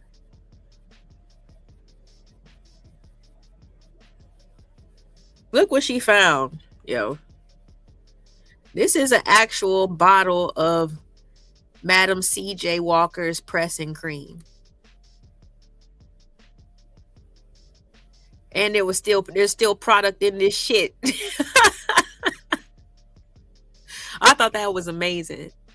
From the first African-American female millionaire, Madam C.J. Walker. Hello, hello. Let me see if I can find this. There it is right here. This is a post that I put up there. It was a story. This story is about my great grandmother. So this is her and her husband. And this was the story about, you know, like I said, technically Martin Luther King was 3 years old when this happened. So this type of stuff is a part of my lineage. You know what I'm saying? It's hard for me, like I said, to know what I know and speak ugly or negatively about anybody. You know what I'm saying? That looks like me or fits in that category. I can't do it. And I will never understand how others do it. But whatever. Everything isn't meant for me to understand. But yeah, they were prominent in Atlanta, not too far from Auburn Avenue. Folks was doing what they normally do to you know what I'm saying, the black people when they was on trolleys and trains and stuff like that. But my grandparents, you know what I'm saying, they wasn't going. They wasn't going. And they sued their ass and won. Okay? In the 1930s. So I hope that y'all know where y'all, you know, where you from, so you can have some pride in where you going. All right. Let's put these beautiful people back on the stage. All right. We're going to get back into the review. Give me 1 second, okay? Let me just check out what y'all seeing or what y'all saying in the chat. Hold on. Wait a minute. We know the colorism of our... Okay, so with a person who is fully black, and I mean looking like a slave black and dark versus the lighter skins, they can be against each other due to what hurt they have been by each other. Yes, I mean, because a lot of this stuff was put into place. Like, I mean, it was more of a tribal thing. You know what I'm saying, Kwafi, before the conquistadors and all them people came over here. Like, shoot, it was, if there was problems and all this, so it didn't, I don't think it had things to do with complexion and all that stuff until other people came over here, conquered, put the, you know, the whole institution of slavery into place. Because just doing subtle psychological things, you know, that bullshit, it imprisons people's minds, and you don't even have to keep shackles on them no more. You know what I'm saying? They're going to be telling on each other and all kinds of shit. You know what I'm saying? They're going to be doing your job for you. That's why that was put into place. The young against the old, the men against the women, the light skin against the dark skin, but not admitting to the fact that the indiscretions of the slave master and the damn overseers was what's making the light skins. Okay? But that was put into place in order to, like I said, keep us in the check without them having to do so much work. We was telling on ourselves. It's just bullshit at the end of the day. And really, all of us need to get over it at this point in time. I mean, unless that's just your preference, and yeah, like, do your research to find the correct quote-unquote pedigree that you're looking for. But to be completely honest, I mean, shoot, there's so many light-skinned folks who ended up being more pro-black and involved in change and injustice than the quote-unquote slave-looking ones. We can do that too.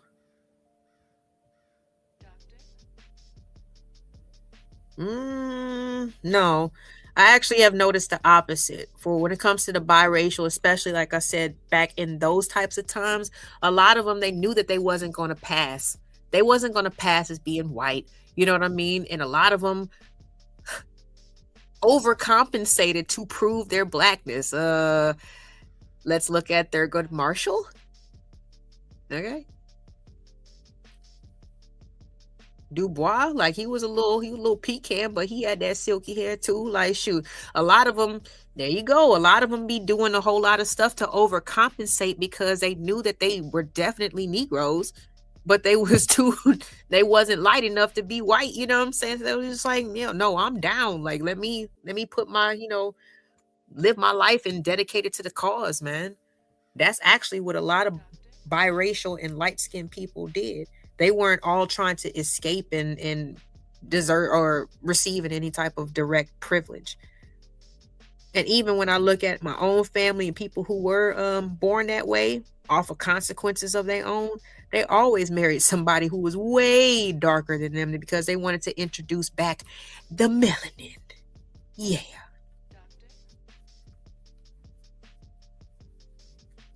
Call us ugly. That's not an opinion about a face. That's enforcement. Okay. That's keeping the hierarchy standing. And here's the tell. The thing that gives the whole game away.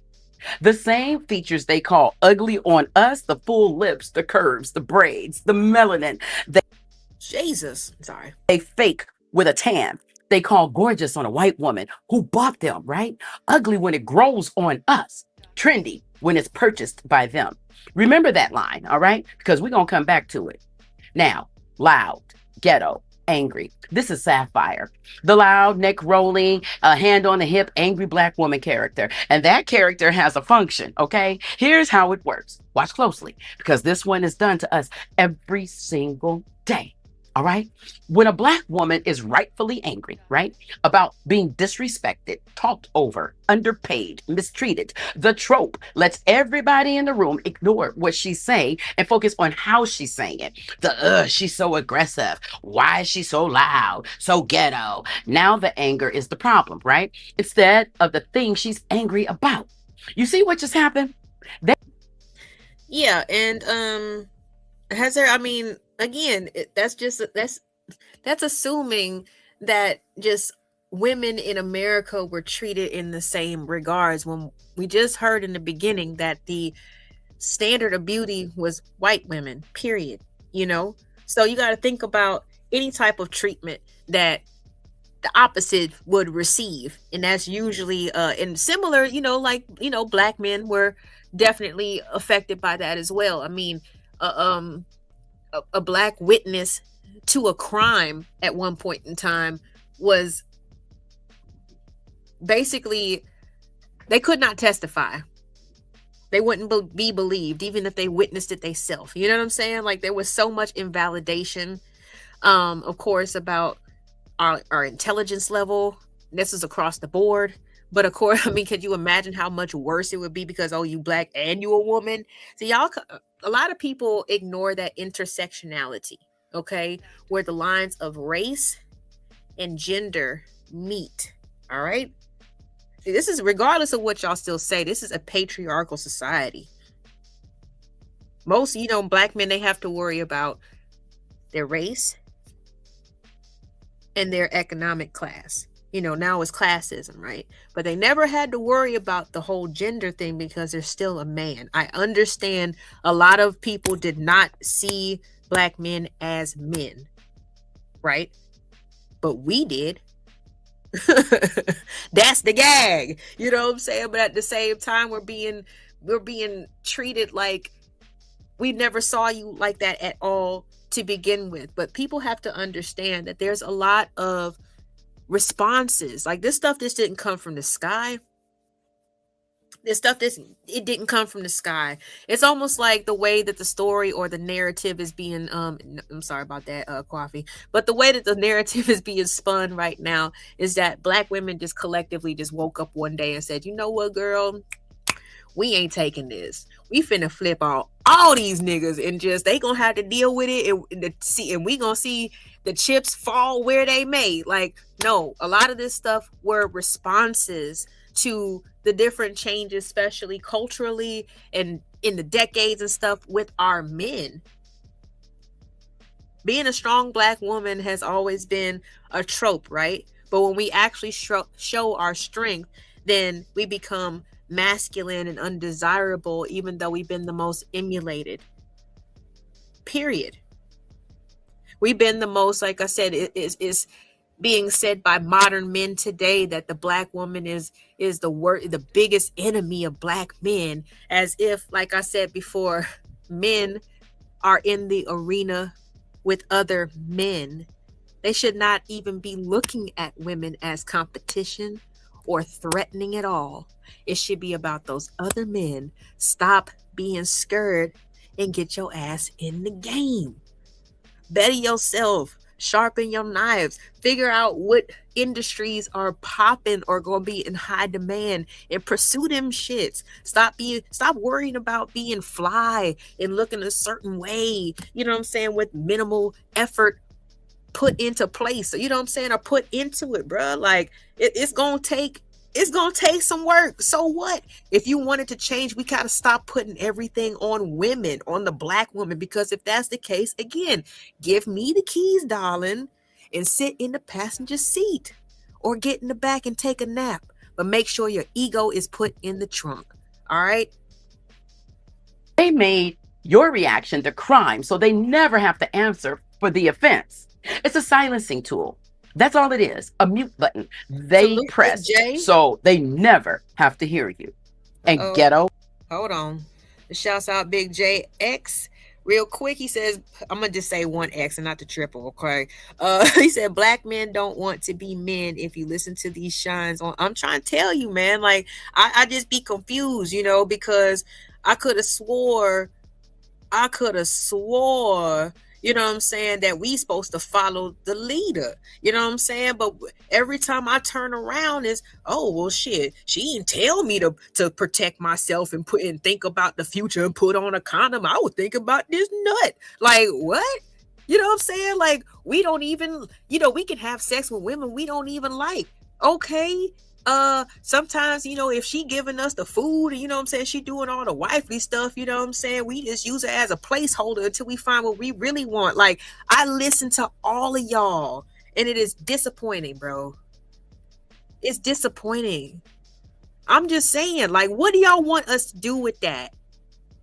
And again, if you want to know about the increase in terms of our interest in wanting to educate ourselves and be more self-sufficient, this is why. Because we would love to depend on y'all. But if you're not going to value us and you're not going to make important the black family and the black home, and you don't want to get married until you're 45, and then when you do, you want an unbeknownst 23-year-old who don't know shit, like you can't keep blaming black women or call us by our names, bow down, and give us the keys. That's all I'm gonna say. People don't think, like I said, they don't think about what they say. They just say shit because they think it sounds good and it benefits their little group or whatever, but it makes them sound like clowns. It makes them sound very irresponsible. It makes them sound very incapable of being in charge. That's all I'm saying. Somebody can prove me wrong. That's just the class code racism in costume, right? When millions of black folks moved north in the Great Migration, white policy packed us into segregated, red-lined neighborhoods, right? They created the conditions. They did. Then they took the beautiful survival culture that came out of the conditions and turned it into a slur. They built the box, locked you in it, then made the box an insult and threw it at you. Now that's ghetto. Okay? Ooh. They're not smart. This Hold on, let me pull this back just a little bit. I was going over comments and shit. Welcome to everybody that's in the building right now, man. Make sure that if you haven't already, go ahead, hit that like button, man. This is definitely this is all off the top of the dome. So if you all are actually enjoying the monologue, you're enjoying the commentary, you're seeing it for what it is, because I'm not trying to attack nobody, you know what I'm saying? Feel free and be encouraged to to actually support independent conversations. You know what I'm saying? Let's keep these types of things alive, because it's not always about the talking points and what keeps us safe and snuggly at night. Sometimes we need to get down to the root of the issue, or at least see it from a different perspective, so we can try to see some some type of change, some type of impact, because it's like all of this stuff just blaming somebody else, it's taking all the power away from you. I'll tell you that. Us into segregated, red-lined neighborhoods, right? They created the conditions. They did. Then they took the beautiful survival culture that came out of the conditions and turned it into a slur. They built the box, locked you in it, then made the box an insult and threw it at you. Now that's ghetto. Okay? They're not smart. This one's justified keeping us out of everything, right? If black people are less intelligent, then it's fine to deny us school, fine to pay us nothing, fine to lock us out of every institution, fine to talk over us. And then there's the other weapon. And I just want to point this out. Like, this was a universal thing at one point in time, where they saw black men and black women as less intelligent, as, basically, so they didn't need certain luxuries. They didn't need, well, not even luxuries, certain things that just prepared them, to be prepared them for the world that was constantly evolving and changing. You know what I'm saying? So it just kills me that, since everybody's got knowledge of, some pseudo knowledge of self or whatever, and now men are trying to gatekeep, you know what I'm saying, all the information and persecute they're women. You know what I'm saying? Like, okay, I hope that, like I said, there are more Black men who are going to be paying attention to what fields are in demand, you know, so they can actually pursue those instead of just going for, you know, I'm an entrepreneur. Like, doing what though? You know what I'm saying? Like, do you have a specialty? You know, because if you still want a woman, you know, if you can't carry the household by yourself and you still need your woman to contribute financially 50-50, she's going to need a job that translates, okay? And getting up and going to, you know, be somebody else's maid, cook and clean, take care of their kids. That's not what Black women want to do. That's not what we can do. We can be doing more, but y'all cannot be so threatened and intimidated by our education. Pick somebody who can keep that shit in check, okay? Or keep that shit in perspective. Because I understand I'm not talking about every single person. There's going to be flaws, all right? There's going to be people who got something to prove. There's going to be broken people who don't know, you know, who are going to, they're going to abuse their power and things. I'm not talking about them. I'm talking about the level-headed ones who are actually for the cause, who are actually for the people, who are going to school and bettering themselves as individuals so they can bring back to the community. That's what I'm talking about. And I know a lot of times, like I said, it doesn't sound glamorous. You might not get the fucking baddie. So what? The baddie is going to drain you after you pay for her nails, her hair, her outfit, that, you know, upkeeping the BBL. The boobs need tuning up, every 10 or 15 years? You know what I'm saying? Like, come on now. Let's reprioritize. Get somebody who actually loves the hell out of you. Get somebody who appreciates what you bring to the table. Everything else can be fixed. But the mentality of the person is what's most important. Every woman everybody with a education is not on a pompous ego trip.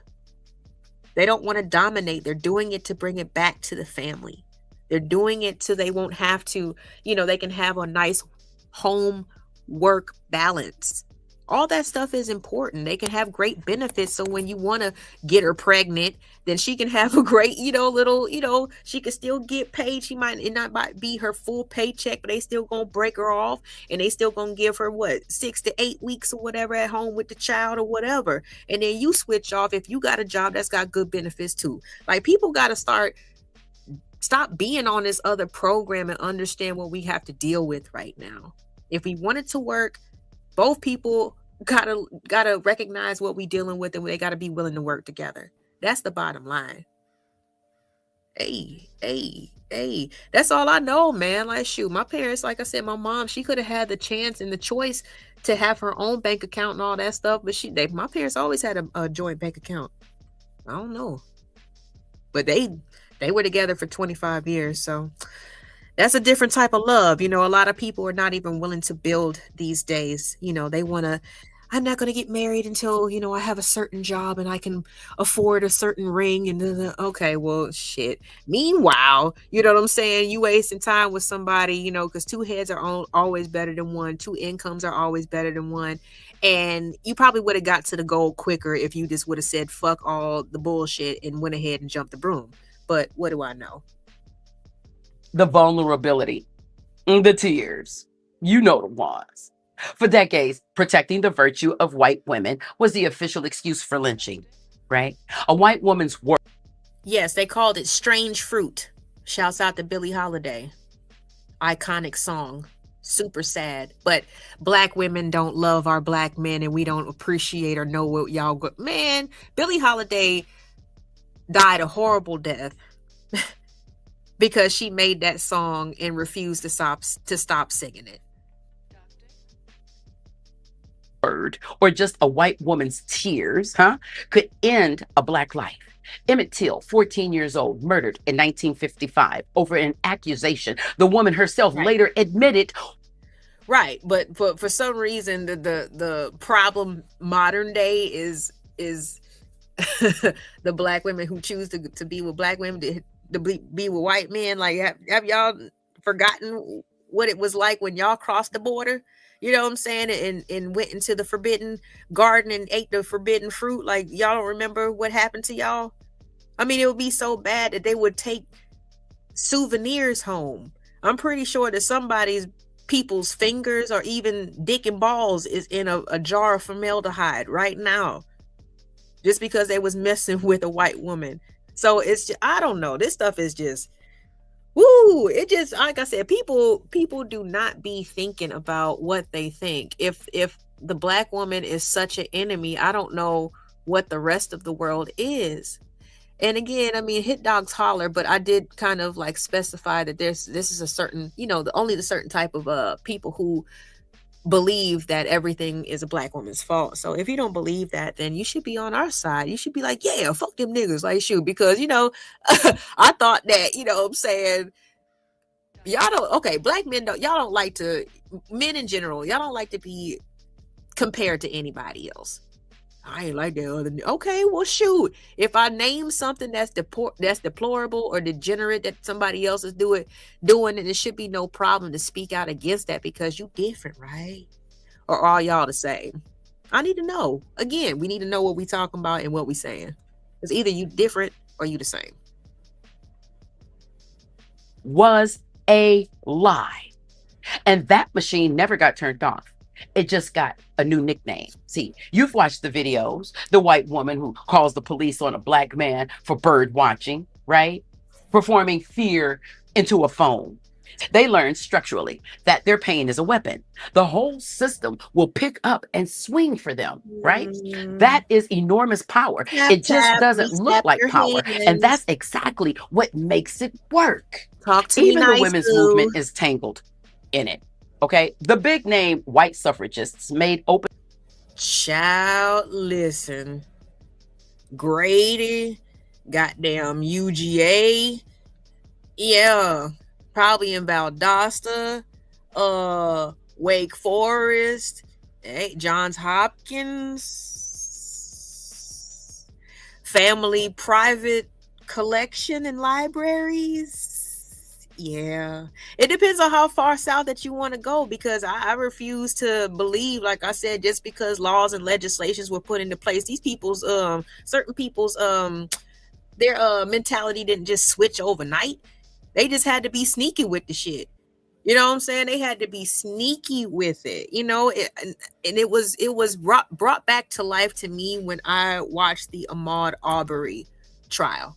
And that was a gentleman who was in South Georgia that was just jogging, right? Like to jog through this neighborhood, and he was fat. He was kind of curious, just like a lot of people are when they see a house being built, from scratch.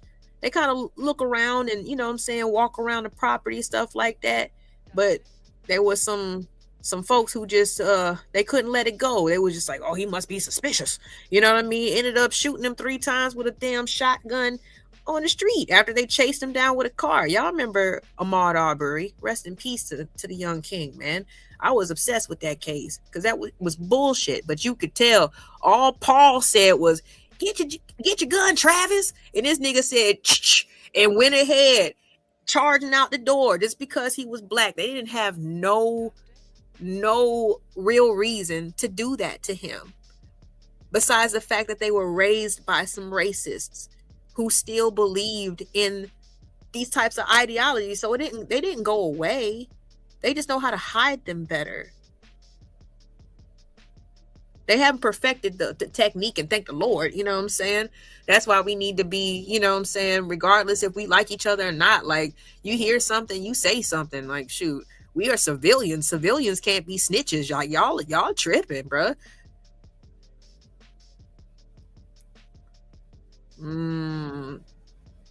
Yep, you already know. I went to high school in Gwinnett, so I know what you're talking about, man.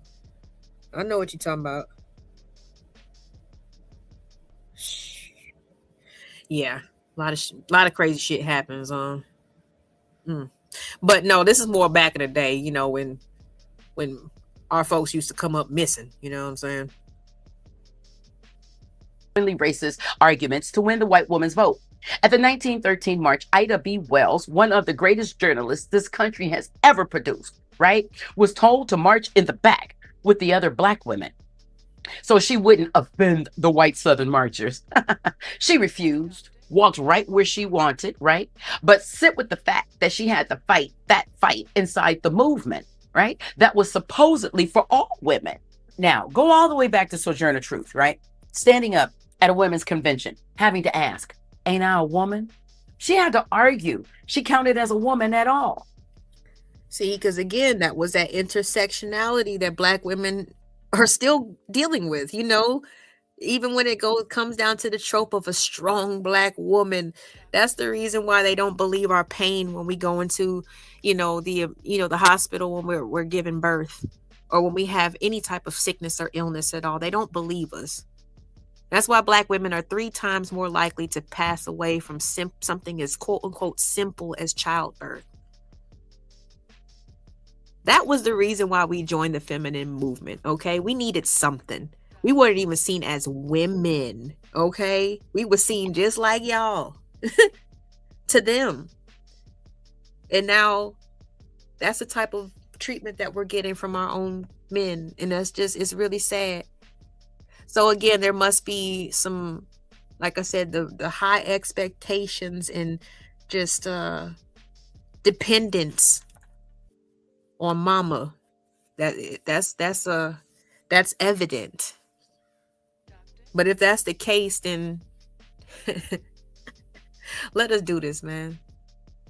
Let us try, at least. Let us try. What'd you say? Well, Grady Hospital was all white. The Black hospital is across from it now. It used to be called Hugh Spalding. See, I remember. Wait a minute. Okay, no, I'm thinking of something else. I know where Grady is. I didn't know that there was a hospital across from it. I remember when when Crawford Long got changed to Emory. That's what I remember. That's what I thought you was talking about. Because the white nurses worked only in Grady, and the Black ones worked over at Hugh Spalding, and sometimes the Black nurses did not get it down. But I bet you they still showed up for work. Right? In the women's rights room. Now that's deep. Our people named this thing, and naming it takes its power right back. In 1977, Combahee River Collective, a group of Black women, laid out how race and gender and class all hit us at the same time. In 1989, Kimberly Crenshaw gave it its legal name, intersectionality. Patricia Hill Collins wrote about the controlling images, right? The Mammy, the Jezebel, the Sapphire, the welfare queen, as deliberate tools of control, not accidents. And this. I just, excuse me. Hold on. And I have another piece that I haven't even really started doing research on. All these different, you said they said the Jezebel, the Sapphire, the Mammy, all these different types of Black. How come other women just get to be women? Why don't the other, what I'm saying, all the other women just get to be women, but we get broken down to the smallest fraction. Again, why is that? This is Kwafi. This is her asking. Just the way that she's reading it, it sounds like she's giving a monologue. But this is what AI told her as the actual reason and justification of why society is obsessed with Black women, period. I mean, there was quotes, I believe, with him. Damn.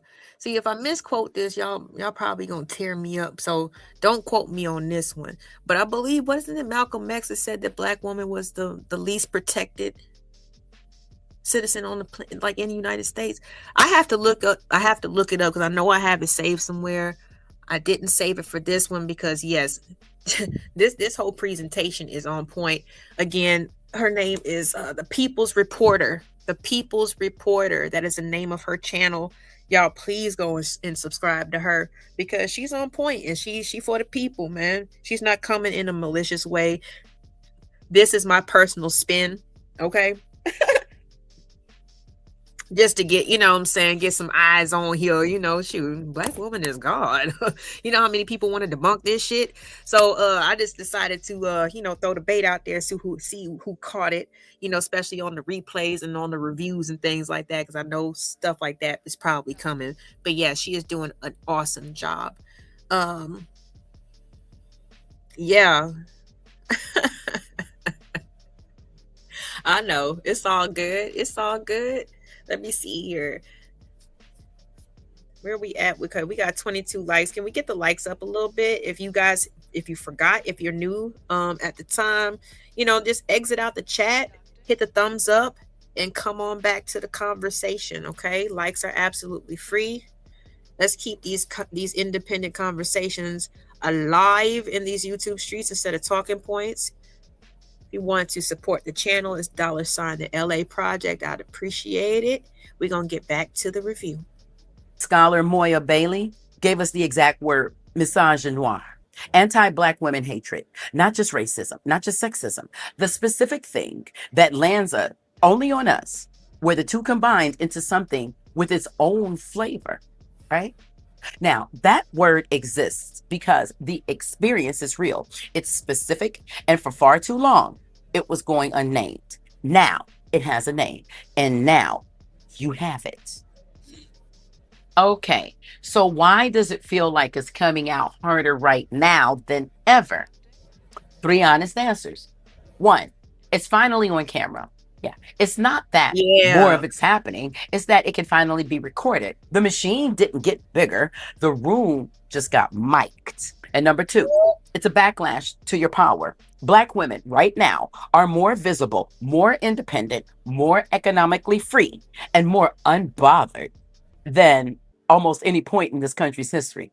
And more of us flat out refuse to perform smallness. And here's the rule every single time. When a group that was kept down starts rising, right? The people whose status depended on them being down get loud, right? The contempt gets sharper exactly when the old order is slipping. When you stop accepting the bottom rung, right? The people who needed you on it start screaming. That is facts and a half, because I promise you, like, a lot of this stuff is not, you know, in terms of hierarchy or treatment in society. A lot of this shit is by default. Okay, it wasn't earned at all. There was no special skills tests or assessment that needed to be performed. There was no rites of passage. Okay, there were things that were put into place that became default. Leadership by default, beauty by default, respect by default, you know, everything by default. And now this shit is crumbling away. A lot of those facades and tropes and all of those things are starting to fade away because there's other things that are being taken advantage of. All right, the world is going to keep on evolving, and that's what's making people so upset, because you know, and that's the main thing that I have a problem with when it comes to, you know, the whole quote unquote hierarchy of, you know, I guess the man, woman, and child, you know, well, God, man, woman, child. And that's fine. I mean, as long as you find someone who is competent and who actually follows a man who follows God, then yes, definitely follow him. You have a better chance of following him. But unfortunately, what I've seen and what a lot of other of the ladies have seen is that just because a man has a stick and balls, that he feels like he's the leader by default, even though he hasn't done any of the work to refine himself, to discipline himself, or to develop himself in order for him to lead a family successfully. That's where we're at right now. Similar to African Americans right now who are eclipsing over, okay, we already showed you that we smart enough, we faster than you, we stronger than you, we're just as capable, we can live in the same neighborhoods, we can make the same amount of money, now what? You understand what I'm saying? It's progression. And I just, the fact that the Black woman is like, she's the last one who should have, you know what I'm saying, any type of benefits, any type of comfortability, any type of luxury, any type of safety. That's what bothers me the most, because options provide some type of safety. Keys open doors, right? So whether it be education, you know what I'm saying? Whether it be coming from a good, stable household and having the support of them around you, whatever it is, confidence in yourself, like use those things to open up more doors to better your life. Like that's, I mean, come on, everybody wants a good life, especially if you've done the work, man. Especially if you've done the work. I can get it. Like I said, if you didn't do the work, you shouldn't be getting nothing by default. There should be no pretty privilege. I don't believe in that shit either. What's in between your ears, madam? You know what I'm saying? What problems can you help figure out? How can you be an asset to my organization? I'm the same way with that too. Now, some women are actually very crafty to use both, to utilize their beauty and their privilege, because they ain't really tripping about that shit anyway. They're more concerned about gaining respect intellectually or socially. You know what I mean? Or just for whatever she can do, her skill set. Some women are cool with just the pretty privilege, but I don't think that should exist. You need to be bringing something to the table. You need to be bringing something to the table. Uh-oh. See, you done brought up, you done did it. You done brought up The Color Purple. He said Mr. from Color Purple was not a good man, but he was a businessman who at the time was called taking care of his family. I mean, yeah, but I mean, I think the best thing that he could have done is hired a domestic to help take care of his children after his first wife died, the mother of his children, until he actually fell in love or found someone that he could love and respect and have a healthy relationship, and just trying to find another warm body. Like, you know what I'm saying? Like, just go ahead, pay a small fee, you know what I'm saying, for a lady, like I said, a domestic, to come out there and help you with your crib, man. Like, but see, Mr. had a trash ass daddy, because he was one of them Elder Barge looking motherfuckers. Like, he looked like he had privilege on a different level. Mr. Daddy did. He had the slick the silky hair, the light skin, little short king. Well, Mr. was terrified of his father. So it's a little deeper than that. Yes, he was a businessman, but he didn't have to be brutish. He didn't have to almost grape, Celi's sister, Nettie. He didn't have to kick her out and take the only person that loved her or gave her any type of happiness. He didn't have to do that, man. He didn't have to do that. All he had to do, like I said, was hire out somebody to help take care of his children and clean his house and cook for him until he found a replacement wife. That's what he should have did. That's what he should have did. But shouts out to The Color Purple, man. Good, bad, or indifferent, however you see it, man. Like, hey, we had things to clean up too. Because we didn't have a lot of those people, they was coming straight off the plantation. All they knew was brutality. They didn't know how to love each other 100% or deal with real relationships. That's what people needed to keep in mind as well. But that's also what's kind of cool about time period movies. You just have to keep in perspective the time period that you're watching it in.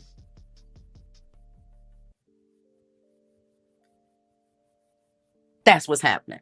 All right. Number 3, the appropriation engine in overdrive. This is the one that makes the people the angriest. The whole internet runs on our aesthetics, our hair, our slang, our dances, our attitude, our features, and it gets harvested. The lips, the curves, the braids, the tan, the way we talk. That's the pattern. It's old. It's the algorithm just made an instant and constant. And the platforms, they make money off the conflict. The I'm so tired of black women video gets pushed because outrage drives clicks. The mute is being monetized. They get paid to do this. So stop liking their stuff. Now that's me saying that part, not AI. Not every white woman wakes up and consciously runs this play. All right. Most of it is inherited, automatic.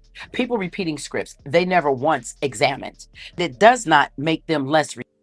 Thank you. That's okay. So she said they're repeating scripts that they didn't examine. That's basically the same thing when I say people say these talking points and they don't even understand what they're saying. They're saying so much other things by trying to just be insulting to the other group or the other person that they talking to. You know what I'm saying? Like, well, shoot, if you wouldn't have opened your legs and let that nigga bust it. Like, why? I don't understand why being the most vulgar, you know what I'm saying? Like when we're describing the act of sex and having babies, like, like why? I mean, why do you think that that's like gonna make me feel anywhere? Oh yeah, I open my legs and he bust. Like shit, that's how it's done, right? Like, why? I mean, is that supposed to be insulting to me? Like, is that supposed to be insulting? You know what I'm saying? Like, no, but people will say a whole lot of stupid stuff to try to make a point and not think about the other things that they're not saying along with it. You know what I'm saying? Like I said, like trying to say that, you know, like black women aren't interested in getting married when we're young. When yes, we are. It's mostly the young men who are trying to lie their way into draws most of the time and not marriage minded because they're thinking about career and worried about, you know, I guess, like I said, providing a certain lifestyle before they even get married. When, like I said, in my perspective and from what I've seen, finding somebody to build with you when you're young so you can trust them, you know, and you know exactly what they there for is the best thing, because you can't say, oh, well, I didn't marry her when I was younger because I didn't have enough money to take care of her. But now all these women, they just want me for my money because, you know, like, what? Like, what are you saying? People don't think they just regurgitate scripts that they did not examine. Thank you, the People's Reporter. Y'all, please subscribe. Hold on. Where is her? Let me get her damn link in there again. Y'all subscribe to the good sis. Responsible, but it tells you exactly what you're up against. It's a 400-year-old system that trained the contempt into the whole culture and rewards people for performing it. And to a certain degree, but a lot of black women get caught up in something delusional called potential. I know you heard that one before. Yeah. So obviously the nigga didn't have his shit together before. But we were just like, you got to work with your man, baby. Most of us have been taught that as black women as well. A whole lot of people who'd rather keep the comfort of that inherited position than do the uncomfortable work of seeing it. Yeah, they sit silent. The ones who do it knowingly are the worst of it. The ones who do it without thinking are the bulk of it. And both of them keep the thing alive. Here's the part they never want you to figure out. The whole hierarchy only works if everybody agrees to it, including you, right? The system needs your buy-in. It needs you to feel small, to feel like the loud one who should quiet down. It needs you. I'm gonna run this back real quick. I feel you on that one, Big J. But like I said, we got to start picking a struggle. Either we got to stop making excuses for not, you know, taking a chance and getting married young when we don't have anything besides potential, love, and each other. Or we gonna wait until we are stable, you know. But then, like I said, you can't be upset because the person who is, you know, other people on the outside notice the same things that you work so hard to do. If you work hard to get stable and you move in that way, then yes, other people from the outside, everybody's gonna notice that. That's like, you know, it always kind of like, a lot of stuff makes me laugh, but it's just like having a partner, right? And y'all in a relationship, you know, your partner fine as hell. You know what I'm saying? Do you think that when you go outside, you know, and y'all go places or the restaurants, that other people ain't going to find your partner fine as hell too? Yeah, of course they are. That should have been the reason, one of the reasons why you attracted to them. So we got to start picking a struggle. I understand what you're saying, you know what I'm saying? But I think that there's a lot of, I mean, but does that mean if you hit a certain age or certain status, then what are you going to do then? Does she have to have the same things that you bring to the table? And if that's the case, then are you going to ask her to get rid of the things that she's acquired in order to be like, yeah, see, this is where it gets sticky. We got to start picking struggles. Either you're going to take a chance, or you're going to run the risk or have to do a little bit more due diligence to understand the reason why somebody is there, right? I mean, even if somebody is a finished product, I wouldn't, me personally, I wouldn't advise even sharing the ins and outs about my occupation. I definitely wouldn't share how much money I made. I would take them on regular type of outings. I would wear regular type of clothes. At first, until I find out that, oh, she's a down to earth person. Let me turn up. You know what I'm saying? Because I think even that finished product still wants to find something special, right? But we got to start picking the struggle. Says I am in my 40s now. I don't care anymore. I'm on another level. I don't need or want a relationship. But if you find the right person, I'm pretty sure you're going to want a relationship with them. But I know seeing is believing. I don't know. But being able to be, by yourself and be happy that way, that's the best thing. I'm in my 40s too, but I want to be in a relationship. I want to be married. I'm not going to kill myself in the pursuit of such journey, but you know what I'm saying? It's definitely something I'm not gonna lie that I want. Coffee says, today, one, I don't care about how pretty you think you are, light or dark, or how big your booty is, or what other niggas have told you that you say you couldn't have married and did. You don't want to hear about the glory days? Come on, man. You gotta let her glow just a little bit. No. He said, nah, we ain't doing all that. I want to hear. See, don't want to be compared to that other man. Don't want to hear about the mother. You know what I'm saying? Come on, nah. I'm just playing. That was funny. Of them keep the thing alive. Here's the part they never want you to figure out. The whole hierarchy only works if everybody agrees to it, including you, right? The system needs your buy-in. It needs you to feel small, to feel like the loud one who should quiet down. It needs you to take the bottom rung and sit on it voluntarily. So a Black woman who absorbed all of it and shrank herself down, she's not a threat. She's the machine working perfectly. You see how that goes? Oh, I was on mute. Oh, bars. Hold on, let me rewind that a One second. who should quiet down. It needs you to take the bottom rung and sit on it voluntarily. So a Black woman who absorbed all of it and shrank herself down, she's not a threat. She's the machine working perfectly. You see how that goes? Man, I'm trying to tell you, try to keep yourself safe. Be like, I'm a Black woman, but all these Black women is hoes. What? Since when? Like, oh, everybody except you, right? Lord have mercy. Again, that's not how it works. People need to really think about what they're saying and why they feel so negatively and so bad about the people that fits in their demographic. I would never understand that shit. So don't do that, okay? The real threat is a Black woman who didn't absorb it. Yeah. Who looks in the mirror and finds herself beautiful on her own terms. Who's loud, right? When she wants to be, and unbothered when they... Boy, 'cause I'm telling you, me as a single mama, do something to my kids. I'm finna get loud. Like it you know how dangerous it is for a woman to just be submissive in general. Like, hell no. That's the reason why mama bear, that phrase exists, okay? Because she gonna have to flip the switch depending on what the situation is. You know what I'm saying? If she's caught by herself or she is by herself at the time in life, she gonna have to take care of herself. And if she just sits, falls and rolls over, like, what? Anything can happen to her. You know what I'm saying? So it's like, I don't be understanding that. And even when we think about the phrase, a woman is acting masculine, right?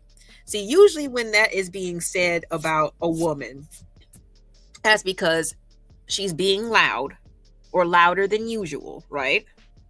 She might cut you off. She might be seen as disrespectful. Anything else? What other things, chat, make women masculine? I want to know. How can women act? Give me some characteristics of how women act to be considered masculine in your eyes. So I put, hold on. Loud.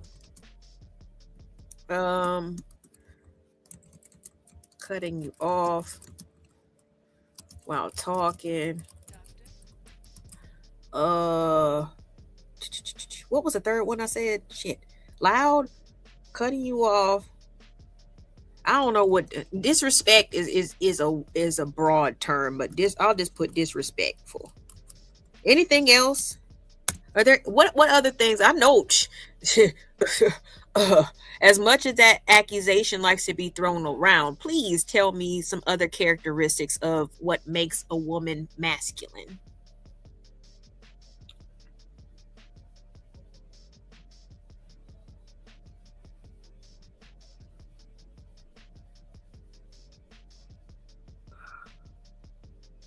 BJ said disrespectful to men without reason. Okay. That's masculine. Okay, so you said it earlier. Come on, man. Let me see here. Is this the ones and twos? Wait, no, because you talked about you don't care how pretty they are. You don't care about, well, man, you care about the education. Like I said, when it's time to pay half of that, them bills and stuff, that education is going to help kick into the job that she gets. And the fact that she's capable to keep the family going if anything, God forbid, happens to you, like y'all be trying to set the family up for failure just to keep your ego intact. Like, that's crazy.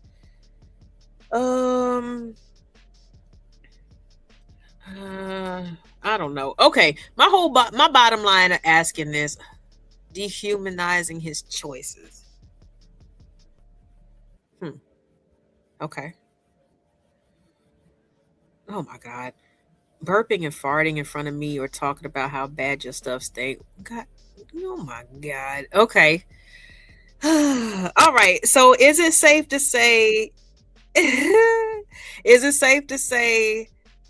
being loud, cutting you off while talking, being disrespectful, dehumanizing choices, burping and farting, is this what we say that men just generally do? Because again, I don't think people be paying attention to what the fuck they say. If all of these are masculine traits, so men are just, again, it's just another pass to. It's saying that that's what men do. Shut up, nigga. Been talking about myself, but you talking about me anyway. Is this what we're saying, that basically, okay, so if a man does it, then that's just typical. That's cool, because that's what men do. Men be stinking, farting, burping. Men be dehumanizing choices. Men are loud. They cut you off while talking, and they're disrespectful. Is that what we're saying that men do on a regular basis? Because again, we got to think about what we're saying. Maybe that's just somebody with bad manners or don't know social cues. Maybe don't have no coof or no tact in their delivery. But calling it masculine is basically saying these are things that men be doing. Men be smacking and chewing and eating with their hands and utensils. Hey, Sharon, you right in time. We going over what men be doing, because these are things that they say women do that are masculine. So if that's the case, then it must mean that men smack and chew and eat with they hands and no utensils. They don't pronounce their words correctly. They loud, walking in Walmart with bonnets on, using words like my nigga. They be burping and farting in front of me and talking about how, should we go on and on? Because this is dehumanizing choices. This is what men do. If it's masculine, then it must be what men do on a regular basis, right? And this is mine. Mine was very short. Loud, cutting you off while talking, and disrespectful. Lord have mercy. See, y'all don't understand what y'all be saying while trying to say something else, while trying to insult women.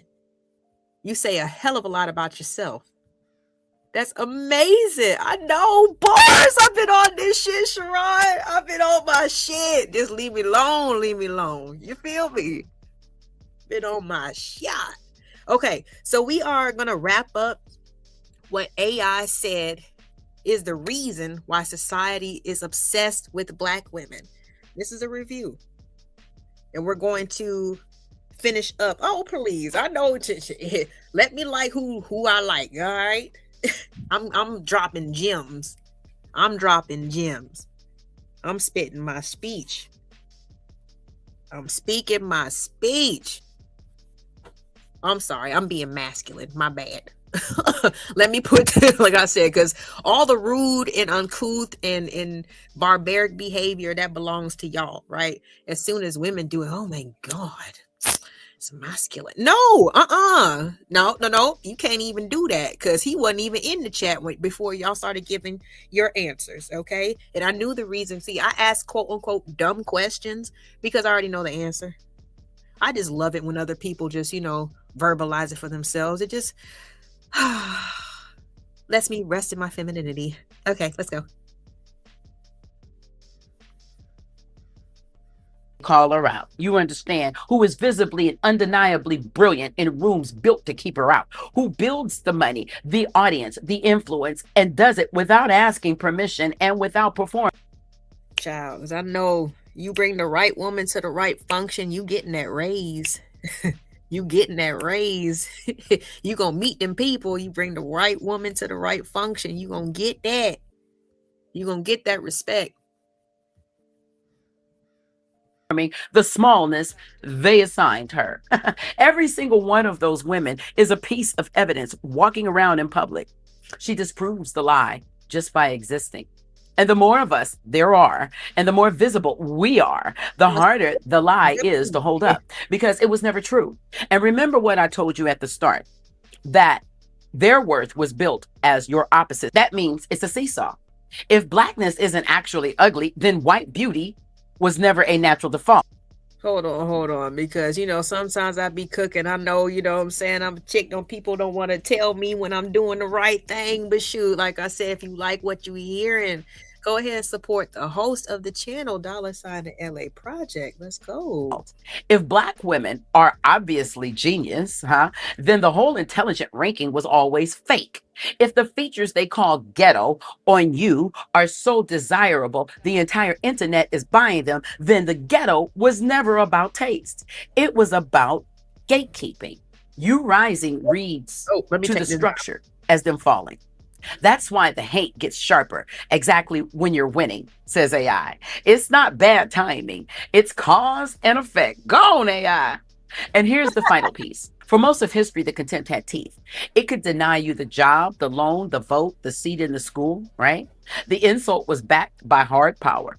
But a black woman today, with her own platform, her own income, her own vote, her own aesthetic that the whole world is copying, she can't be forced back down so easily anymore. So what's left? The noise, the tearing down content, the constant low drum beat. That's what they're doing.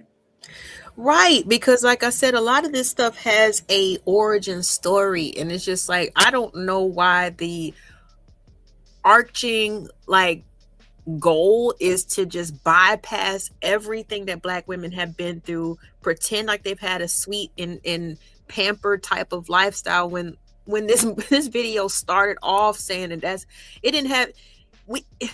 it set the standard of beauty, the complete opposite of us, for a reason. You know what I'm saying? They did that off a rip, and because they have the standard above, they needed the standard below. But really, we're the most desired, most emulated, most criticized, and most attacked, when we just honestly, when the ones of us that actually do try our best, we don't meet your standards or your expectations, then we become the biggest enemy. I just think, I don't know, man, like that needs to be examined. It needs to be examined. Stop being so scared. This is the moment where black men should be proud, that say, yeah, this my woman right here. She is so capable of so much. Yeah, she a trip sometime, man. She be doing her shit, but she know what she know. Especially if you got you got a black woman who is confident and capable of her abilities, who is a team player and cooperative. I'm not saying everybody gonna make it. Everybody's not supposed to make it. That's what survival of the fittest is.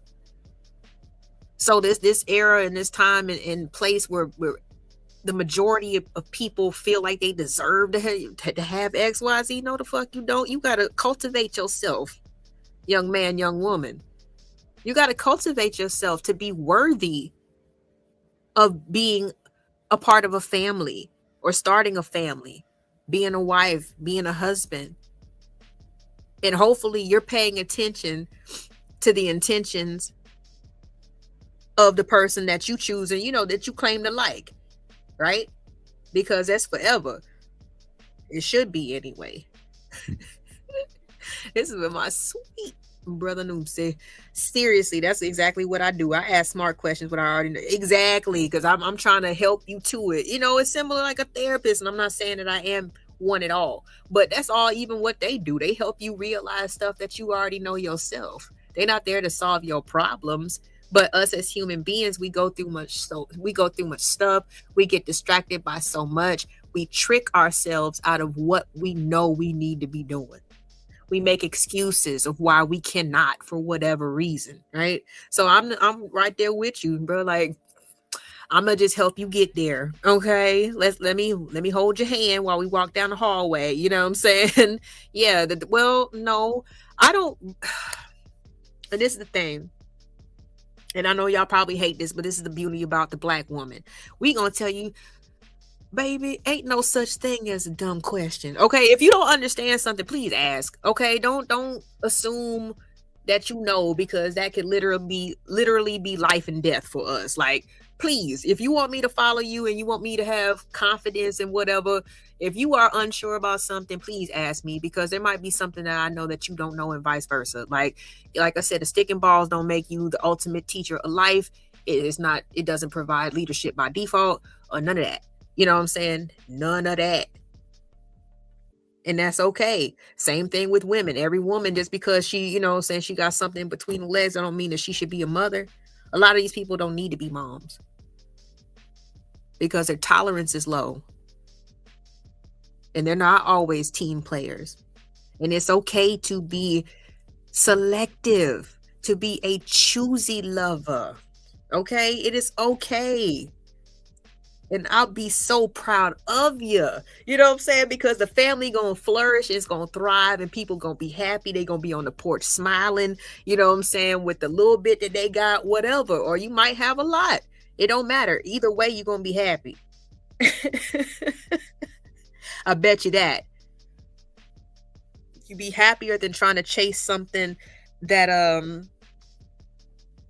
like I said, something that you want but not necessarily need. Like, a lot of people, they like that baddie aesthetic and stuff like that, but then when you find out the long nails, it stops them from handling raw meat and cooking stuff. Like, you know what I'm saying? Like the upkeep of how, like I said, every time they get the nails, just the nails alone, that's at least $200. You know what I'm saying? Like, the maintenance is crazy. And we might like the way that it looks and stuff like that, but we got to start being realistic. And that's not necessarily what you deserve to have in this life. The best thing that you can do is to get what's conducive with your life. Okay, let's see here. Oh, sorry, that was my little pistols. I need a soundboard. Seriously, if I had a soundboard, I'd be clowning on y'all ass right now.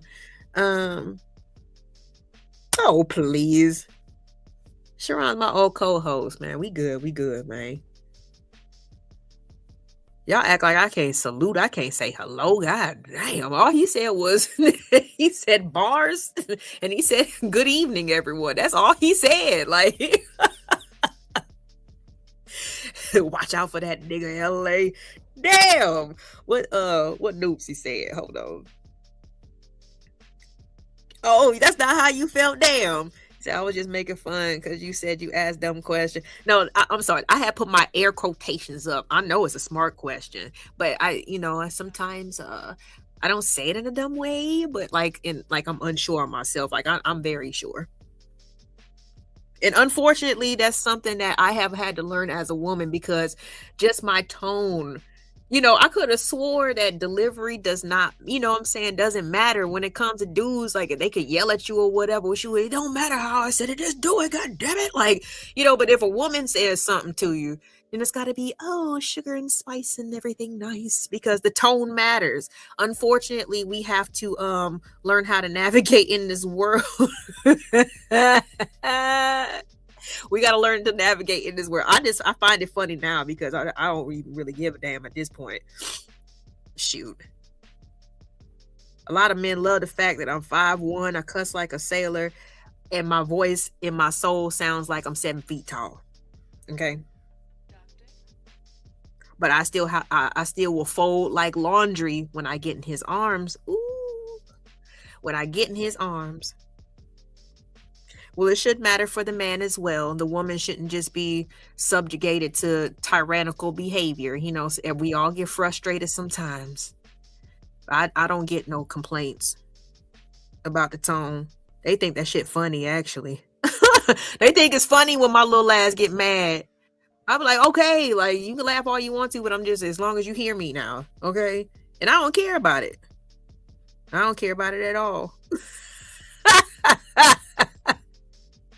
No, I'm a whole foot taller than that, but I'm still gonna talk my shit. And that's because I've had to take care of myself, defend myself. I shouldn't have to explain myself. If y'all got sisters, mamas, whatever, y'all know. So understand what that noise actually is, says AI. It is the sound of a control system that lost its hard power, right? And is down to its last tool, trying to wear you out so you'll do the oppression yourself. The volume went up because the leverage went down. They're not yelling because they're winning. They're yelling because they can't push anymore. I'm living AI today. So what's the threat? And that's all from AI. And I get it. Sometimes it's a little biased depending on who's typing the questions and how you type the question. But since we can't see the question in the screen, then we're going to have to take her word for it. Okay. And the threat is your. And she been cooking. Refusal. Not that you do anything to them. That you'll stop doing the one thing they always needed you to do, which was doubt yourself. The lid is heavy because what's underneath it was never weak. It was load-bearing the whole time for them. AI is beautiful at times, ain't it? At times. Okay. So this is how I feel about it. People can only be controlling if they can actually alter or change or dictate the actions of my day. People can give their advice all they want to. You know what I'm saying? Oh, you shouldn't do this. Oh, but unless they're actually controlling or changing the course of my day, they're not controlling me. So are you sure that, I mean, are you doing what people are saying? Or are they just kind of like, I don't know, because sometimes you just care about your peoples. Okay, well, make sure you do this. Well, here, take an extra sandwich. Is that controlling? Or is that making sure you good and maybe a little coddling and enabling, even, just making sure that you have something to drink and like, man, or is it controlling to where they are dictating and altering your everyday life? Because I think that's a big difference. That's a big difference. Like I said, if y'all just want to be able to do whatever you want to do, I'm going to keep my comments to myself. But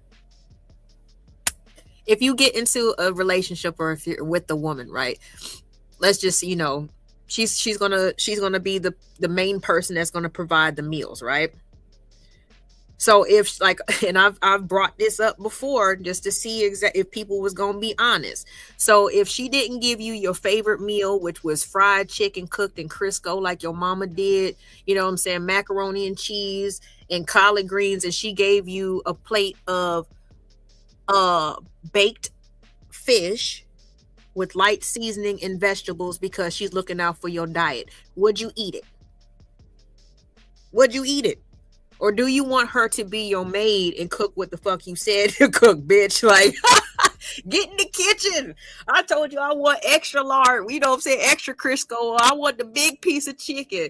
But we don't want to see you with a heart attack or get up out of here early. So let me give you this fish and these vegetables. And you're going to say that's bullshit. Like, what are we doing here? Is it controlling or is it advice? Let's keep it a stack. Let's keep it funky. Let's keep it funky, because I come from the generation of women who have that silent type of influence. You know what I'm saying? Like the pastor's wife, the people who was like, really kind of like, they were, somebody's in their little circles and communities and stuff like that. But I never seen them yell. I've never seen them talk out of turn. But every time they gave their husband an idea or said something, they made their husband feel like they thought of that shit themselves. See, that's crazy how women have to be covert like that just for a man to keep his ego. But again, you know what I'm saying? I was around the women who let their men take all the credit, but they was very influential, and they still got whatever they wanted to done today. You feel me? Like if they wanted something done, they was going to suggest it. They were just going to put they was going to put their whip appeal on that thing. You know what I'm saying? So he'll listen. It wasn't always sex. They might have made his favorite cake. You feel me? And gave him a nice slice after dinner with a glass of milk, and like, honey, I just wanted to talk to you for a second. And that's when she gonna tell you what's on her mind.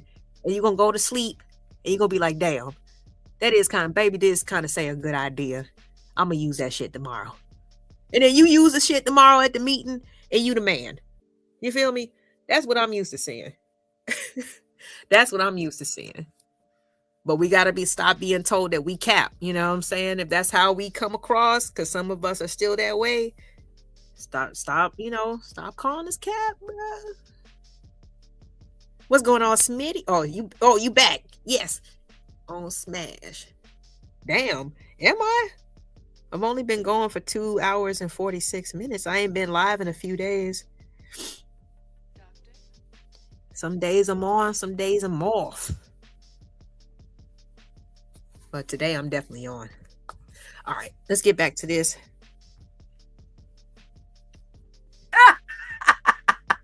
So now, the real question. I'm sorry. That's one thing I do love about a Black woman. Our laugh. Whew.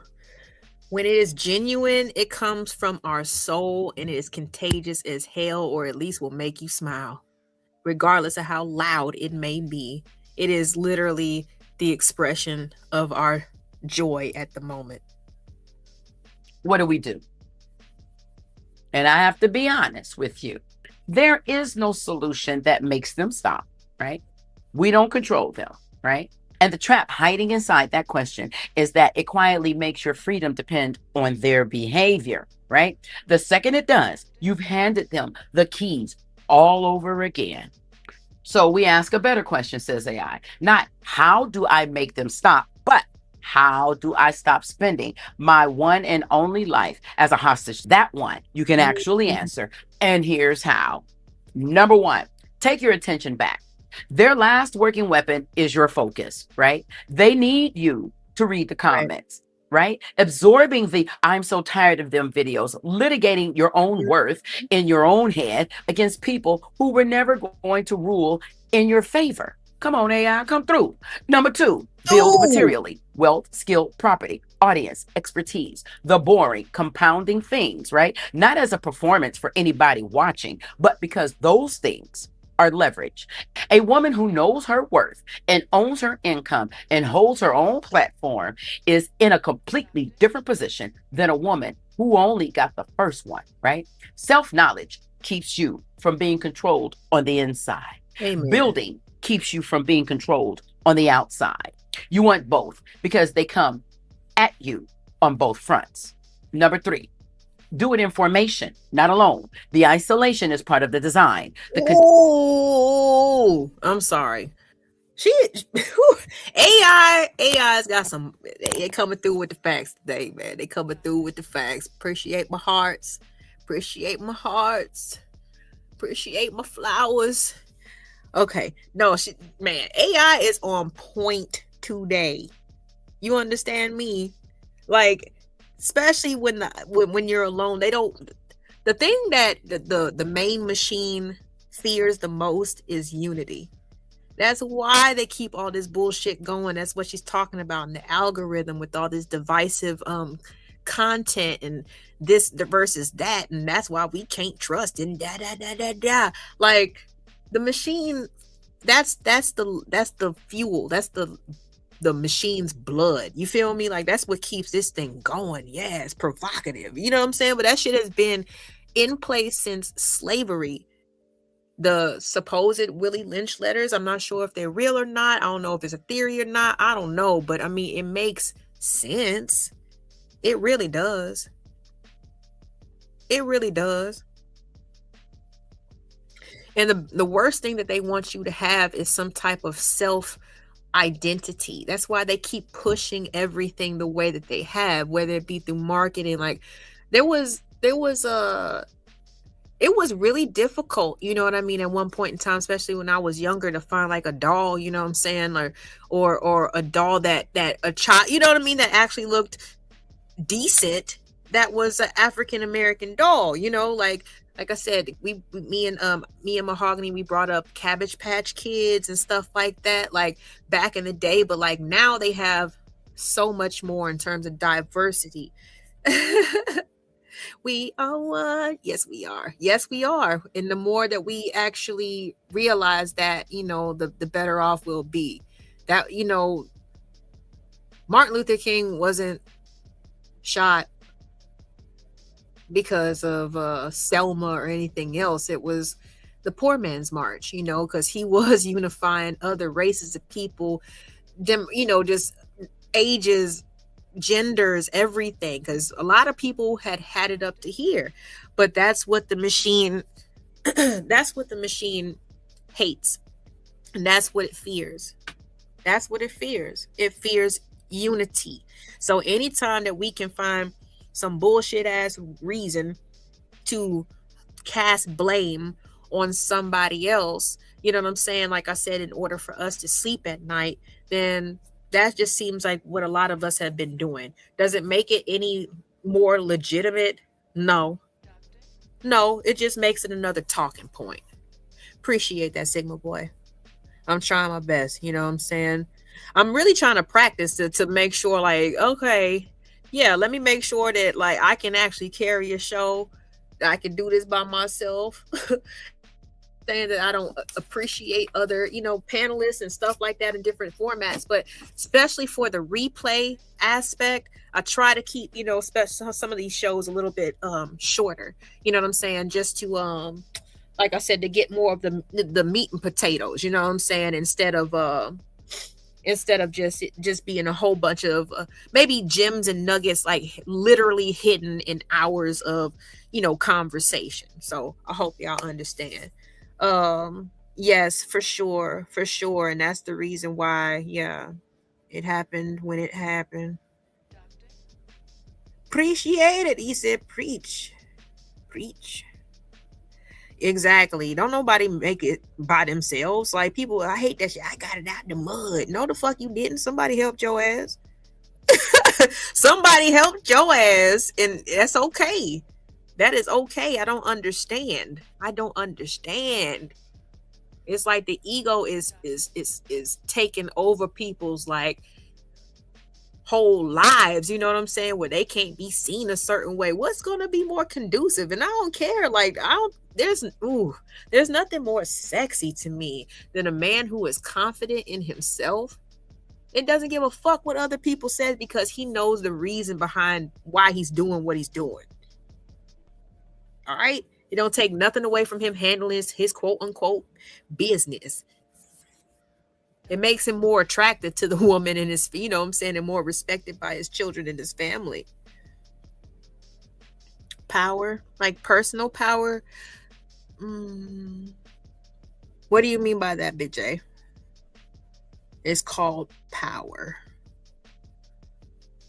Like power, I think power over yourself, because it's like, you know, the world has been an asshole since it's been born. You know what I'm saying? We want to be seen as powerful. I get that, but if you powerful and reckless and shit, hell no. No, that's not no sexy simping. That's not no sexy simping, man. So y'all done got this stuff messed up, because husband and wife are supposed to submit to each other. And it's not about how somebody looks, or first of all, looking crazy in public is probably not going to happen with the right person. You know what I'm saying? But there's a lot of men who like toxic shit. So I don't even want to hear that.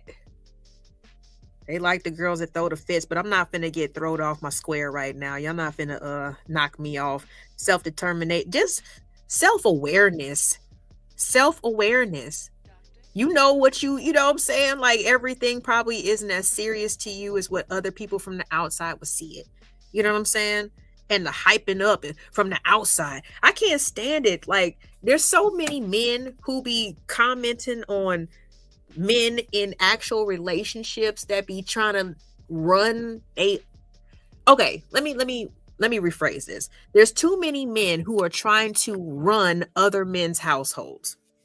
Shut the fuck up. If that man wants to treat his woman in a certain aspect or a certain way, don't you think that she deserves it? Like, it's don't be doing that. You know what I'm saying? For this shit, shoot, these women don't deserve it. Maybe his wife does deserve the extra amount, and I don't think that you could ever simp for your partner.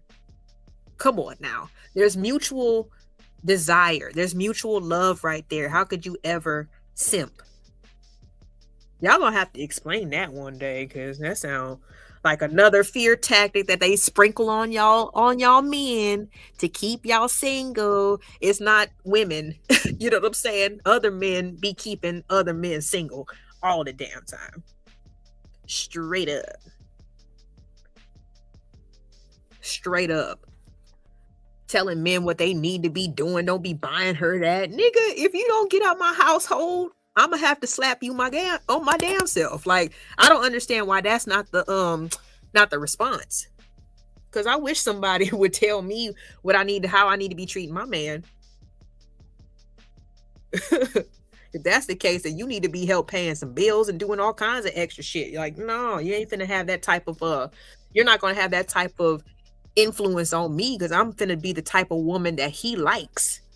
Okay, just like he's gonna be the type of man that I like, or whoever the hell likes. And that's what I mean. It's not public simp. It don't have nothing to do with simping or none of that shit. It's about being yourself and being confident and not allowing the outside world to dictate what you should and should not be doing in your damn relationship, because the world will keep you single. And that's my only point. Well, shit, I love men.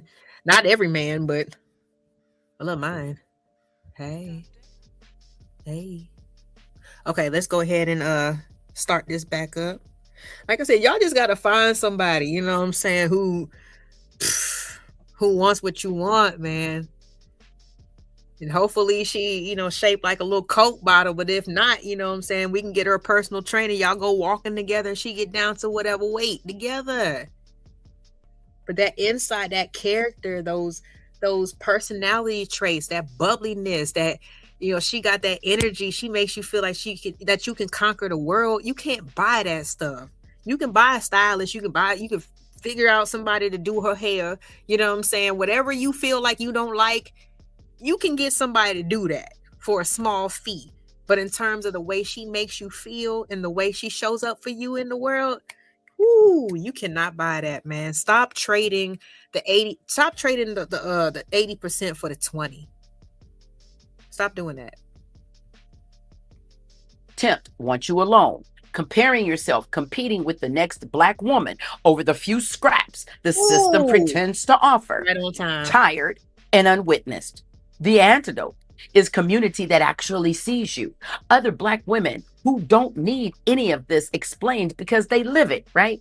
Who pour back into you, who build alongside, not against. That's not soft advice, that's strategy. A network is harder to suppress than a woman standing by herself, you see. Number 4, stop trying to convert people. See, that's where you get it wrong again. You got to get you the right one, man, because especially yup, in my white tee. No, we finna get some actual jeans that fit your damn waist without the belt, goddamn. Like, I changed these niggas styles up. You gotta get you the right one, bro. Like, stop getting these women who you have to tell me everything to do. And no, see, sometimes that's the best thing about having a woman who is decisive and actually has some experience in life, because she can see some areas in you where you be like, oh, All I gotta do is just take them over to DTLR, you know what I'm saying? Get them some Levi's and goddamn, you know what I'm saying? Like, it don't matter. Like, we can fix that. We can fix that. But you gotta find the right one. Which one? Where y'all looking at? What are you looking for? That shit crazy. What's up, SD? He'll smack your forehead. Say hi first. Big J said, finding someone is like pulling teeth. I'm in my early 40s. I don't have time for that. Look, we in the same boat. I'm not like trying to find somebody, but at the same time, like, I hope that you not paying attention to when, you know, that person gives you the eye when you at the grocery store. You know what I'm saying? Like, still pay attention. Keep your head up. You feel me? Keep it up. Because you never know what you're going to find, you know what I'm saying? Or who might find you. Everything doesn't have to be as... I had to take it back. What is that? Cannonball? Shit. Hey, you know what time it is. What's up, A-Dub? I don't know, man. I don't know, bro. Like, I just really feel like folks just are, they're drawn to a certain aesthetic or a certain thing that they're paying attention to, but they're not prioritizing the right things. That's just what I feel. I don't know where the hell this nigga King Pix is at. 'Cause like I said, I can see y'all talking to him, but I can't see him at all. That's crazy. You better be talking to me nice, or y'all get him the hell up out of here. Cause I don't want to see it on the replay. All right. Some white people have done the real work and they're solid. Okay. Most who say that they haven't. And you'll learn to smell the performance fast. But here's the freeing part. It's not your job to educate them. All right, audit them or earn their basic decency. You do not owe anybody the labor of explaining your own humanity. Spend your energy on the people who already get it, right? And the life you're building. Let the rest sort themselves. I'm sorry. It's like, I can hear you say that nigga. You so silly, Simon. Out. Trying to be understood by people committed to misunderstanding you is just the hostage situation in a prettier outfit. If he's cutting up, can you get him out of here, please? Because I can't see him.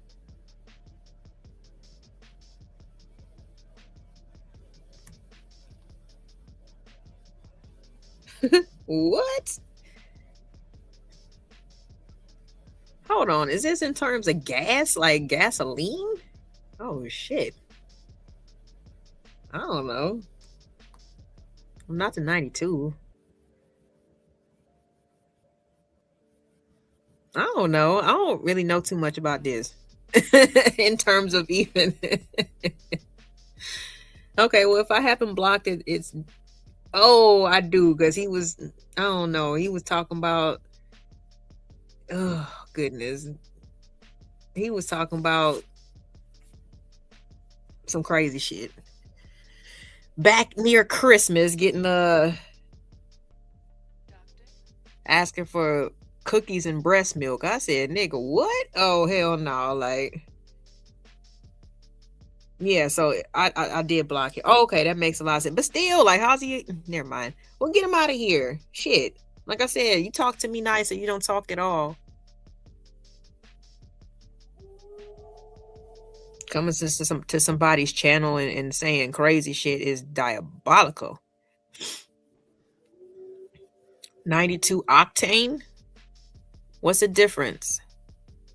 Thank you. Yeah, he said that shit back like in Christmas. I'm up there doing a ladies panel, you know what I'm saying? And I can see all the you can see all the chat, you know what I'm saying, through StreamYard or whatever. I was trying not to pay attention. I was like, nigga, what? Like, yeah, so you get smacked for shit like that, because I don't like that. I don't know you. I don't know you.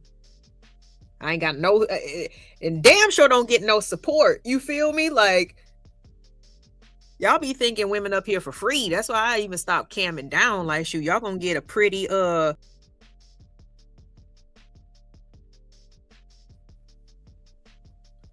Yeah, you gonna get a pretty AI avatar from now on, because I don't know what y'all be doing while y'all listening to us talk and folks be beating off and all kind. Ugh, it's just like, come on, man. Like, ladies and gents, please act like you got some sense. Please, appreciate that. Appreciate that. Would y'all stop? Okay, listen, y'all, and I will even appreciate this in other chat rooms. If somebody gets blocked or timed out, can y'all stop snitching about who did it? Like, damn, everybody don't, they don't feel too they don't take too kindly, to be getting timed out, even though they know they be cutting up and acting a fool. But see, y'all gotta stop snitching, bruh. Stop telling on folks.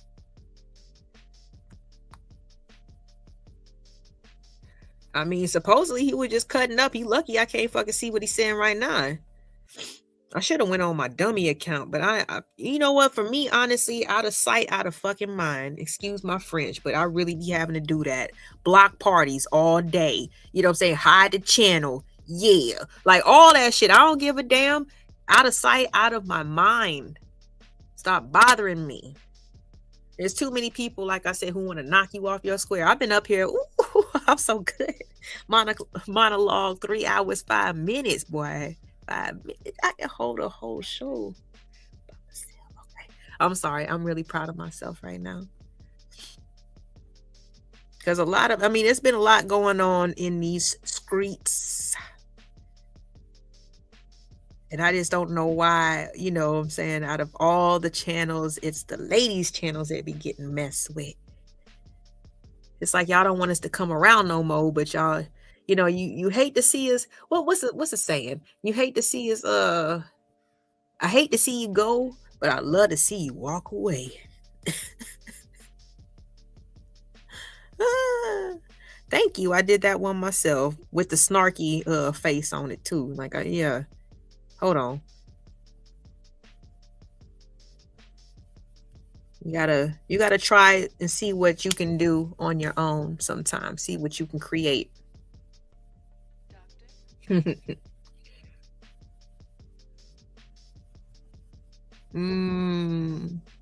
Okay, thanks, A-Dub. Yeah, that's my skeptical. And that's the only eyebrow. I can only raise one eyebrow, y'all. Like, I be trying to practice with the other one with my left one.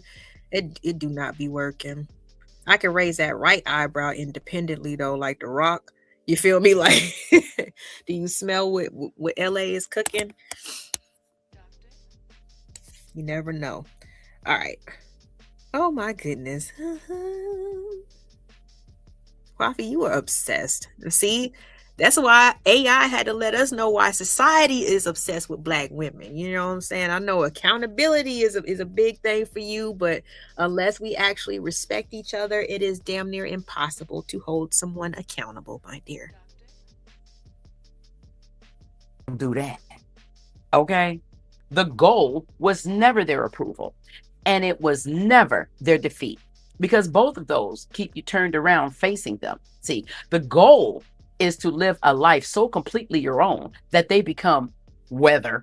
See, you don't win this by making them stop. You win it by becoming a woman whose joy, whose people, whose work, and whose sense of self don't run on their current at all. That right there is the version of you the entire machine was built to prevent. Not an angry you. They've got a whole trope ready for angry, okay? Anger they know how to use. A free you. Free is the one they never figured out how to handle. Because free doesn't need anything from them. And a system that has nothing you need has no leverage left to pull. You understand? See, and yeah, I think that regardless of the complaints, especially of the consumerism and things like, the machine is depending on certain things. And like I said, in order for it to thrive, you know what I mean? Let me rewind that one more time because she said something that I found very interesting. Angry, okay? Anger they know how to use. A free you. Free is the one they never figured out. Yeah, that's the part. I'm sorry, I lost my train of thought for a second. See, that kind of reminds me of just any type of way that any individual finds a way of doing something in an easier fashion or inventing something. Then guess who comes along with they hand out, well, with they palm up and they no when they fist out and they palm up. That's what my peoples used to say. Looking for they cut, Uncle Sam. You feel me? The machine hates you being free.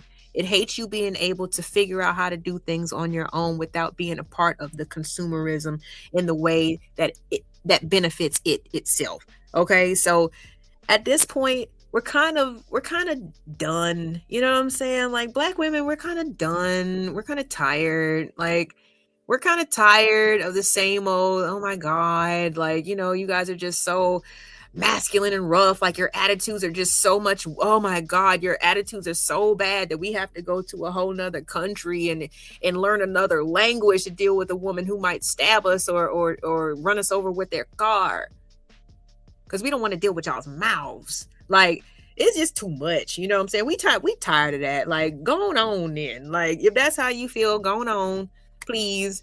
And prosper. Go forth and prosper. That's all we ask of you these days, because it's not really worth it to me. I don't suggest or advise, or will I ever advise a woman to compete or alter herself to be more appealing for a man, because his mind can change at the drop of a dime, and then you know what I'm saying, your booty all botched up, you know what I'm saying, your body all fucked up because you tried to become his little fun girl, and that's what he used you for, and now he's gonna marry the serious one. You know what I'm saying? Like I would never ever advise a woman to do that, you know what I'm saying, because it's just not it's not worth it. You know what I'm saying? It's not worth it. Somebody who is going to actually care about you is going to like you for you. It is not too much changing that you need to do. You know what I'm saying? Like straight up. And that's what you should be going through, man or woman. You find who likes you, man. Like, because I'm telling you, that type of stuff is hard to find. It's hard to find. No, Simon, I am not going to drop the link because I got zero support. It's like I said, it was already kind of late. I went after Candy Cane. Thank you so much, Candy, for the redirect. But technically it was a little bit earlier than I was going to go. So now I've been, it's 2:00 in the morning here. I kind of need a reason to stay up, to be complete. Pause. But I'm gonna need some support or something. $25. I'll drop the link for a panel, but I'm not doing it for nothing because I would so much rather be in bed after this show. Damn, I got sidetracked. It's all good. Let's see here. Say this is not men holding women accountable this week. Y'all been holding each other accountable due to betray sisterhood, old and new channels. It was needed. Well, and that's the thing about the sisterhood, because it's not a blanket thing. You know what I mean? So just because we all women and it's just like, we're just gonna be on the same type of code. Like, no, we have the different depths, and different connections. And some connections are more on a business type of situation. Some connections are more on a superficial, I just enjoy your company type of situation. And some connections are, no, we like fam, you know what I'm saying? And I got your back type shit. So don't get it twisted. All teams and link ups and stuff like that, that's not the sisterhood. That's just convenience, you know what I'm saying? And it's friend, like that's what I call them, friendships of convenience. It's not really it's not for anything more, but sometimes what can I get from you? What can I abstract? What ideas can I take? Stuff like that. So, you got to just, recognize who your tribe is, you know what I'm saying? And just know, 'cause I'm telling you, I got a sisterhood, but y'all don't know. I would definitely not let you know who them motherfuckers are, because that's the moment that y'all gonna start, people from the woodworks gonna try to start chipping away at it. Because for some reason, a black woman can't have nothing. Not even somebody that she can kiki with and just speak with and be herself with. Right? That's a problem. Unity, bye. I am on one. Did y'all ever tell me what the difference is between? Hold on, because Jay said I was 92 octane. What does that mean? Yeah, 92. What does that mean? What you asked me my octane? 87, 93, 92. What does that mean? I don't know. I'll look it up, I guess. And I'll probably laugh about it because the reference is gonna be crazy. the reference is probably crazy. That's what I'm like, I don't even want to know right now. I don't even want to know it right now. I'll look it up when I get off, man. But oh what, never mind, don't even ask. I don't, like I said, I'll look the shit up. Let me y'all look crazy. 87. Lord have mercy. Again, I will look this. Hold on, let me write this down so I know who to cuss out the next time I see them. Hold on. Big J said I'm 92 octane, and Coffee said I'm 87. Damn, and not be. Wait a minute. See, now I feel slighted, and not being perfect is okay, bruh. You're absolutely right. Well, why you gotta put that shit right after that? I'm rough around the edges. That's what makes me lovable. It's time to ride. It's time to ride, Daddy. Like, shit, where are we going? Where are we going? Hold on, I'm still writing this down. So I promise you, I'm on y'all's necks. I grew up with brothers and stuff, so I know it's all playful. It's all love. Hold on, BJ, you said 92. Okay. I'm gonna look this shit up when I get off. It sounds like, yeah, different types of gas. I do know that. I don't know what they do. All right. Hey, how about I'm gonna give you a knuckle sandwich? Is that okay? I'm gonna just put my dukes up, you know what I'm saying, give you a virtual knuckle sandwich. Okay. Yeah, okay, that's what I assume, but again, I don't know the difference. I mean, doesn't make it. I mean, I know it's supposed to go with certain types of cars. Okay, yeah, but I'm not a foreign or nothing like that. I don't know. I don't even like to be referred to no damn vehicle, but I know some y'all can't how to handle. Y'all can't Because free doesn't need anything from them. And a system that has nothing you need has no leverage left to pull. You understand?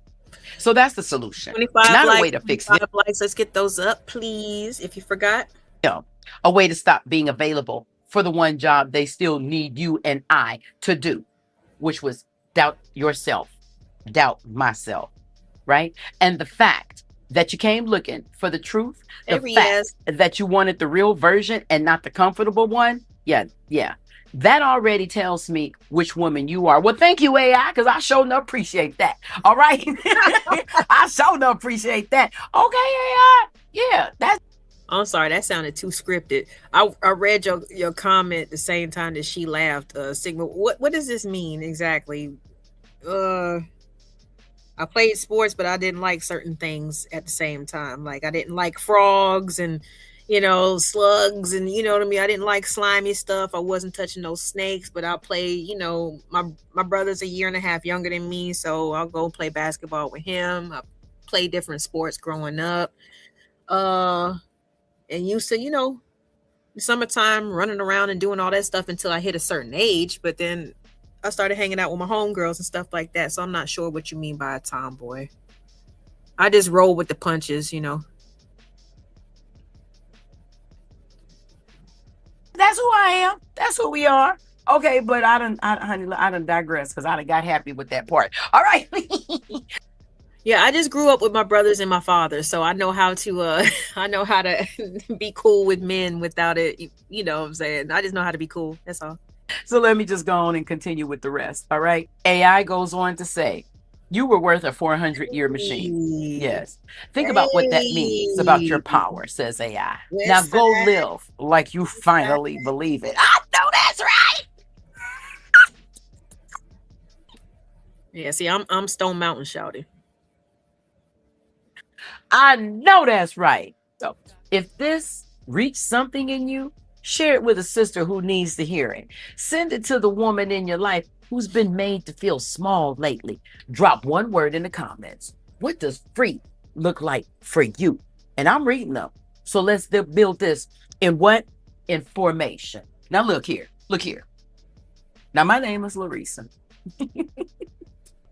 And I am indeed the People's Reporter. Why? Because I got to come report to the people, baby. And I might be new here, but I got a whole lot to say. Okay? We're going to talk about the images that are constantly plagued. If you really just really peep television and these reality shows and All right, and that is the end of that. She was just, you know what I'm saying, definitely giving herself a plug. Let me see if this is, oh damn. Let me get it back over here to put her her link in the chat. Give me a second, please. Okay, let me see here. All right, so this is the People's Reporter. This is who we was reviewing earlier. Sis be spitting. Definitely go follow. There's a lot of she has a lot of videos asking AI series, you know what I'm saying? So she asks AI a whole bunch of different questions and stuff like that. And she reads exactly what it says, which I think is pretty freaking genius. You feel me? Because this is, I mean, it just sparks from one idea or one question from her. And then she just reads AI's answer and puts her own, you know, her pizzazz. But see, that's, y'all got to give it up to the Black woman, man, because she just didn't, she made it entertaining. Y'all thought that she was cooking like that, right? When it was AI the whole time. But she was confident with her words, you know what I'm saying? She knew how to, you know, how to actually what cadence and what speed she wanted to be at, you know what I'm saying? She definitely put in lots of personality. Like, man, like she did a good job, and that was a great idea because she's got a whole series of them. So yeah, definitely check her out. I appreciate, you know, her definitely providing that content because I don't know, like I said, there's so much that comes into my algorithm that's different.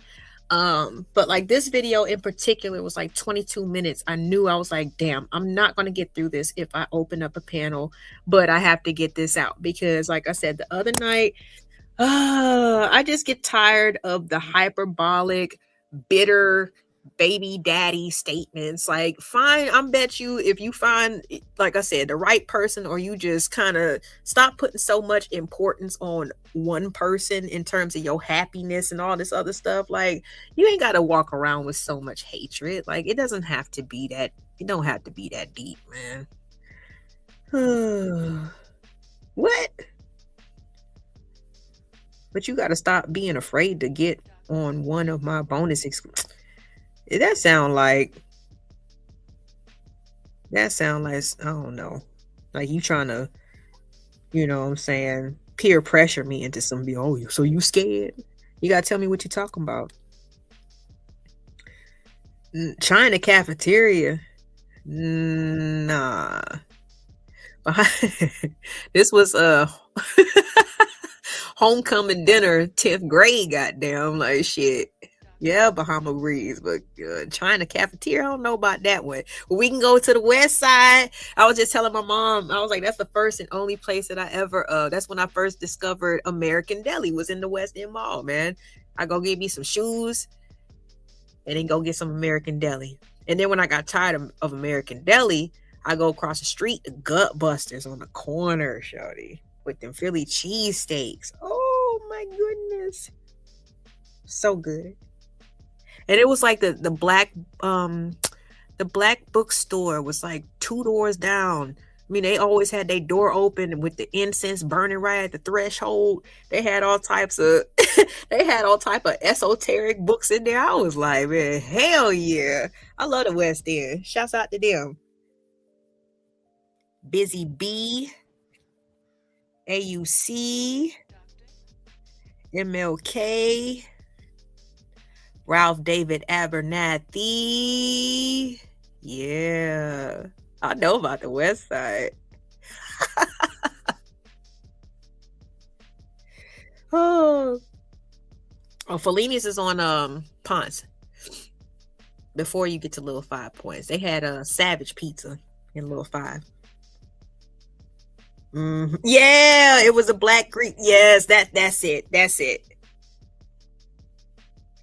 Yes, I'm like, I don't even want to pledge. Let me just be nosy and read up on it first. Let me be nosy. Hey, too low keysy. I'm naming all the spot. Yes, the Beautiful. I've only been there one time, but it was good. I like the breakfast. You know, the staff was lovely. I'll say that. That's true Southern hospitality right there. Yeah. Pascal's. That's that French shit, huh? French soul food. I don't know if I can get down with that. Never been to Mary Mac's. Been to Eats plenty of times. Yep. Back down memory lane. Y'all done taking me back now, because I don't really get out the way I used to. But when I was riding around and getting it, is mine. I'm spending it.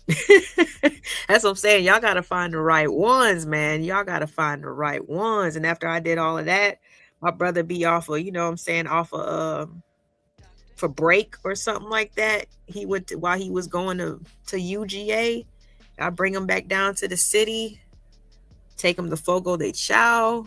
You feel me?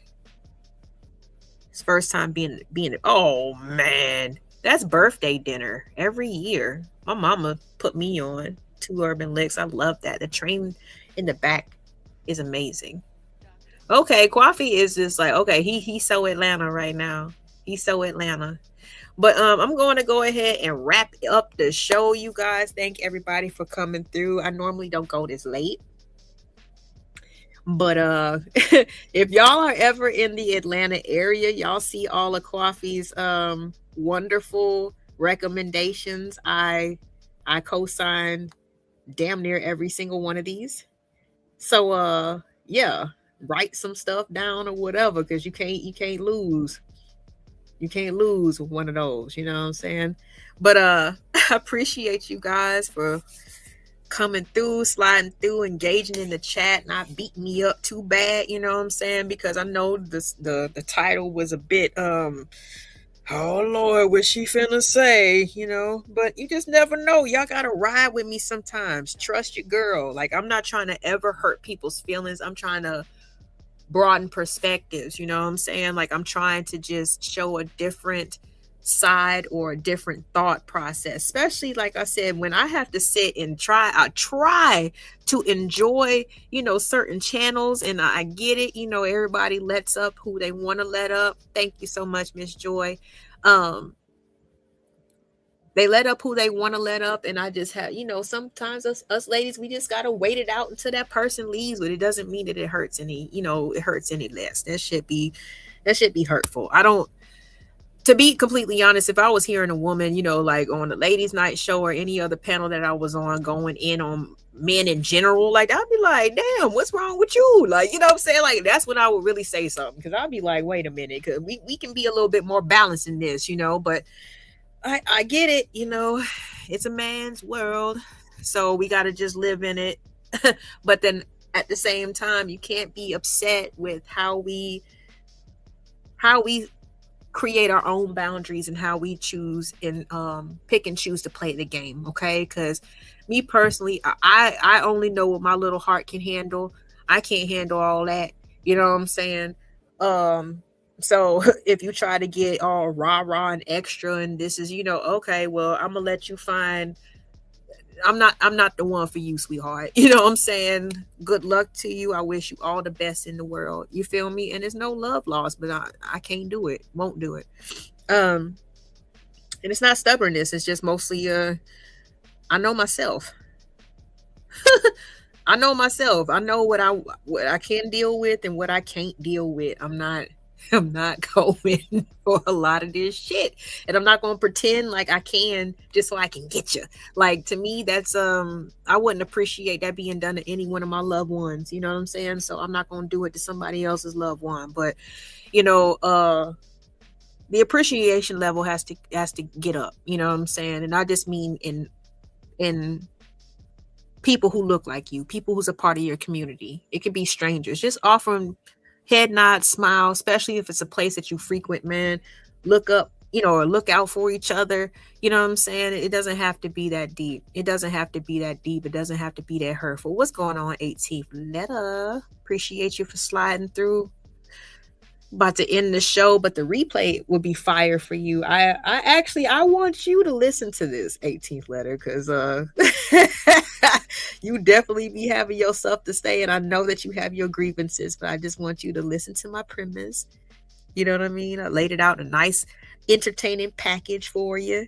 So, I think that you'll like it on the replay. I think that you'll like it on the replay. 18th, he's my sparring partner. You know what I'm saying? He keeps me on my toes when it comes to this man-woman stuff. I'll be like, damn, I always gotta have the, you know what I'm saying, to have the knives like tucked in my side pockets or behind my back or something, because I just never know when he gonna want to. No, I'm just playing. It's all love. It's all love. All right, y'all. Well, again, this just goes back to expectations. I didn't know that we were in control of so much. You know what I'm saying? But now, since I know the extent of my power, even though, I was told that I'm the weaker vessel, I am the more childish like vessel, I need to be led, you know what I'm saying? All these things. I'm going to take what y'all, what is being said into consideration, because like I said, I had no idea that we were, just this in control. I didn't know we had this much control. Okay. So I will be responsible. Okay. From here on out. And I also would just like to say, if that's the case, then again, give us the keys, fellas. Y'all sit in the passenger seat or lay down in the back seat and take a nap, but make sure your ego is put in the trunk. We'll see you next time, y'all.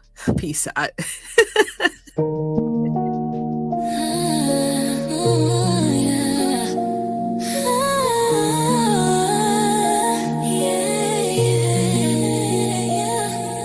The world is a real place where things aren't perfect. It's all about the journey. And where are you going? Fire in my eyes. I keep on growing. This is a little personal. The LA Project